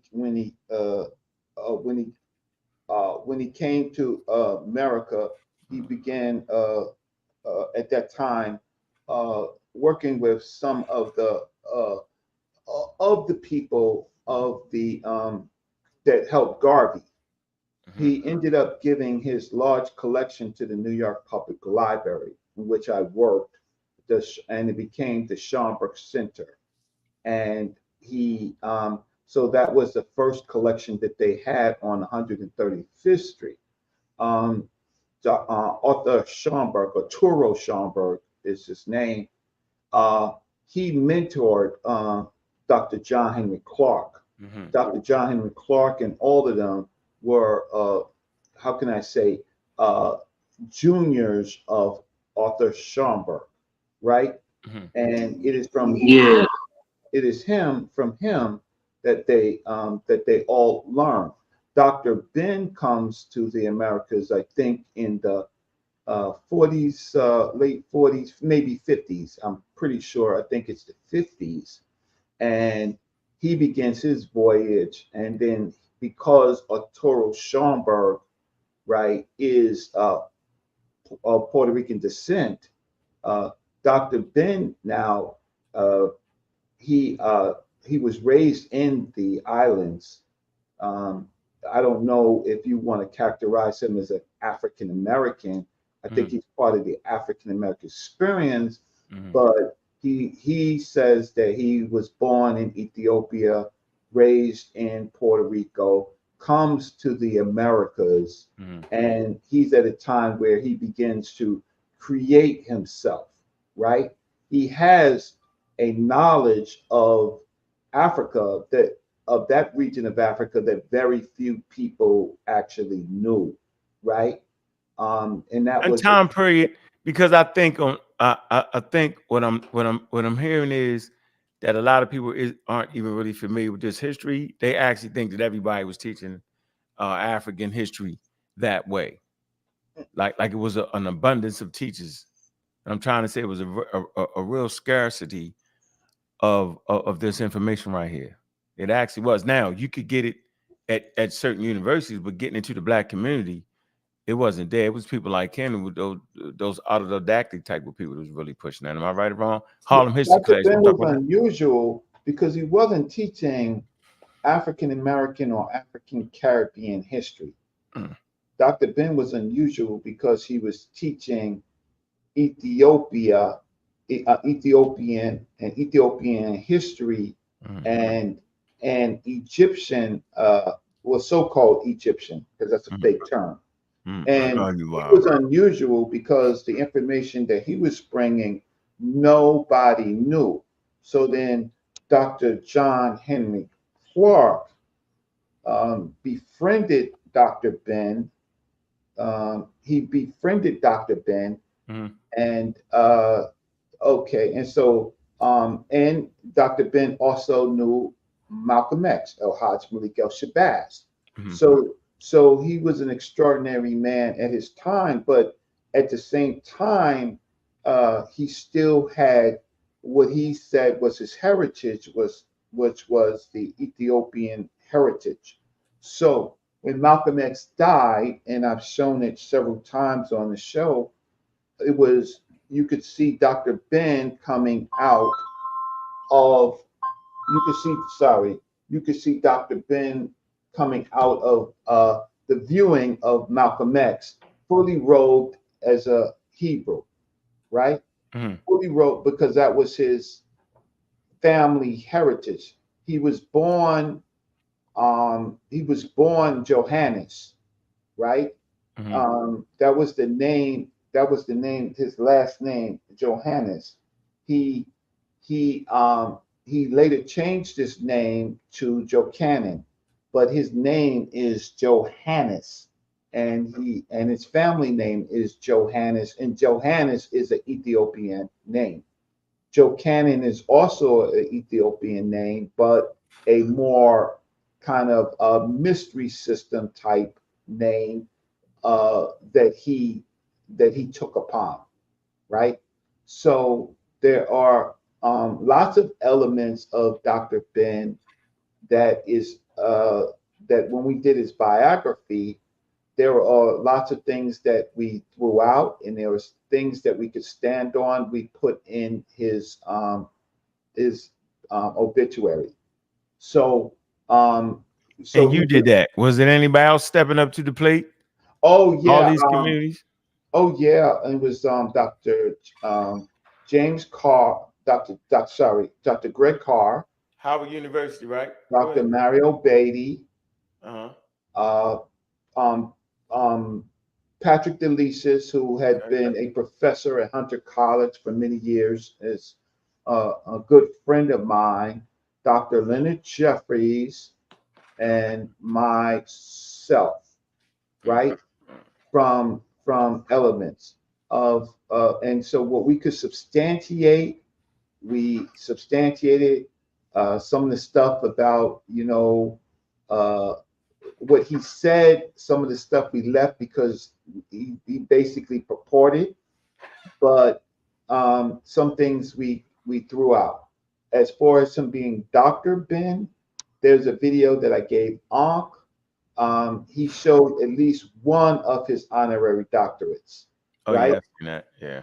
So if an institution gives you an honorary doctorate, does he have an earned doctorate? No. But he has at least 3 doctors of letters given by universities. Last thing.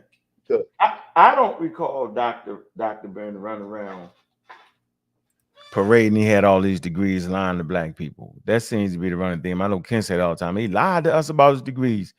I didn't even know the man really had a degree. I never thought that was the point. I never. Yeah, I don't. Did he do that? Was that what he was doing? Dr. Ben was Dr. Ben.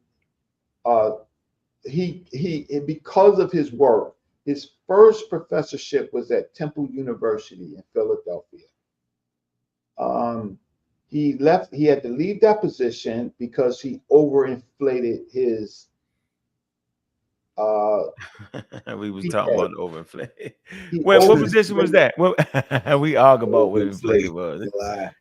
That was funny. So what position he left? Wait. Where he leave? Where he leave at? Wait. But the problem was, no, he left where? He left where, Reggie? He left where? Oh, Temple University. So he was at Temple. We don't see that in his Wikipedia page, though. But he left Temple University, and we got some documentation on that. Yeah, it's Send it to me. Yeah, if I find his anything on Temple University, I'll find it. But he worked at the Temple University. Okay. And and I know firsthand people that when he was living in Philadelphia, Edgar Ridley, who is the author of The Golden Apple, right? They all used to meet at their houses. So he had to leave Temple University because he overinflated his bio. And the people who got him Temple to University said, Dr. Ben, you didn't have to do that. You, Dr. Ben, we got you in there. But Dr. Ben, the people who was attacking Dr. Ben for his statements, they did some research and they could not find some or several of the things that he said enough for the university to say, well, you weren't being completely truthful.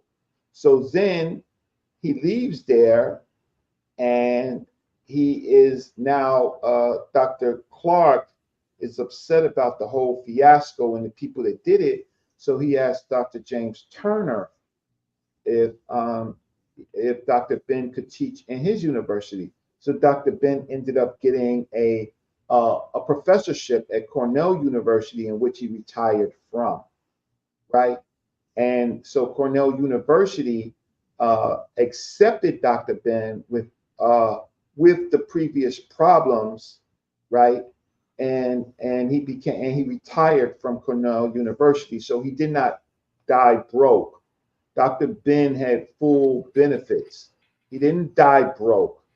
He had a university pension, right? And Social Security, right?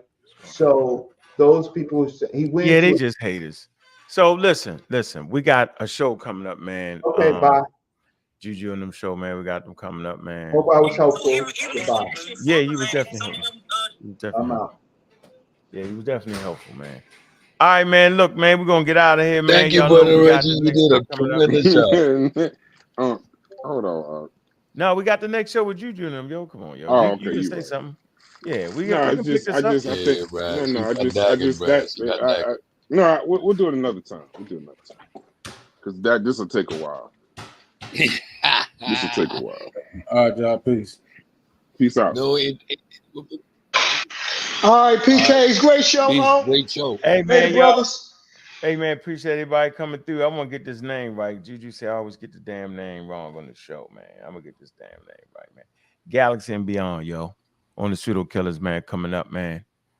Appreciate everybody that came through, man. Hit that Cash App, man. Show some love, man. Y'all know what we doing around here, man. We doing our thing, man. It was a great conversation, man. The views and opinions is not always shared by the community skeptics, man.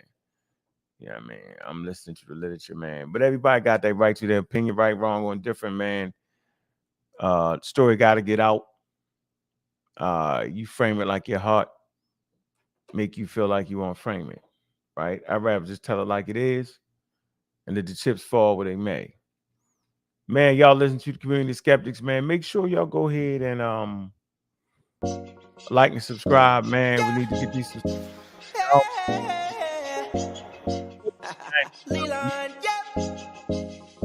the $24.99 package. Tap on your touch screen, y'all. Man, we doing our thing, man. Appreciate everybody to come through. King Crazy as Hell, Kick Door Policy was in the building, man. That's my man, yo. Can't do nothing wrong with my eyesight, man. There when a lot of people wasn't, yo. Crazy as hell, though, man. Hey, my bad, my bad. Nah, that's love. Nah, you got something on your heart, yo. Nah, that ain't, you straight. Trust me, yo. Somebody gotta say it, yo. Yeah, you good. Trust me with that, yo. I appreciate you, yo. You ain't crazy, yo. Trust me. Yeah. And so I have an opinion. That's all. We ain't in that man head. But cha, man. Appreciate everybody that came through. Amble, I see you. Gitterman, I see you, man. Green guy, I see you, man. Finja. Bennett, I see you. Prepare your thinking. I see you. Crying Game, I see you. Hey. Knowing me, I'll Big probably Shows, be I in a see toxic you. relationship. You on top of me. If the topic is truly timeless, the conversation should be funny as hell. That's funny. and regain That'll get the views there, Mississippi. You need to change that. Hey, look, blame Logic, man. He pointed it out. That's what Logic said.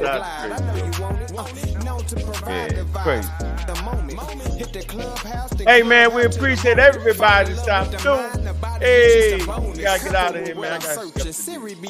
Man, make sure y'all get over there to the Pseudo Killers, man. They about to go hot. 7 o'clock sharp, man. Appreciate everybody in the building, man. Make sure y'all hit up DQ. Y'all know what it is, man. Tap, tap, tap on your touch screen. And with that, ladies and gentlemen, ladies and bittermen,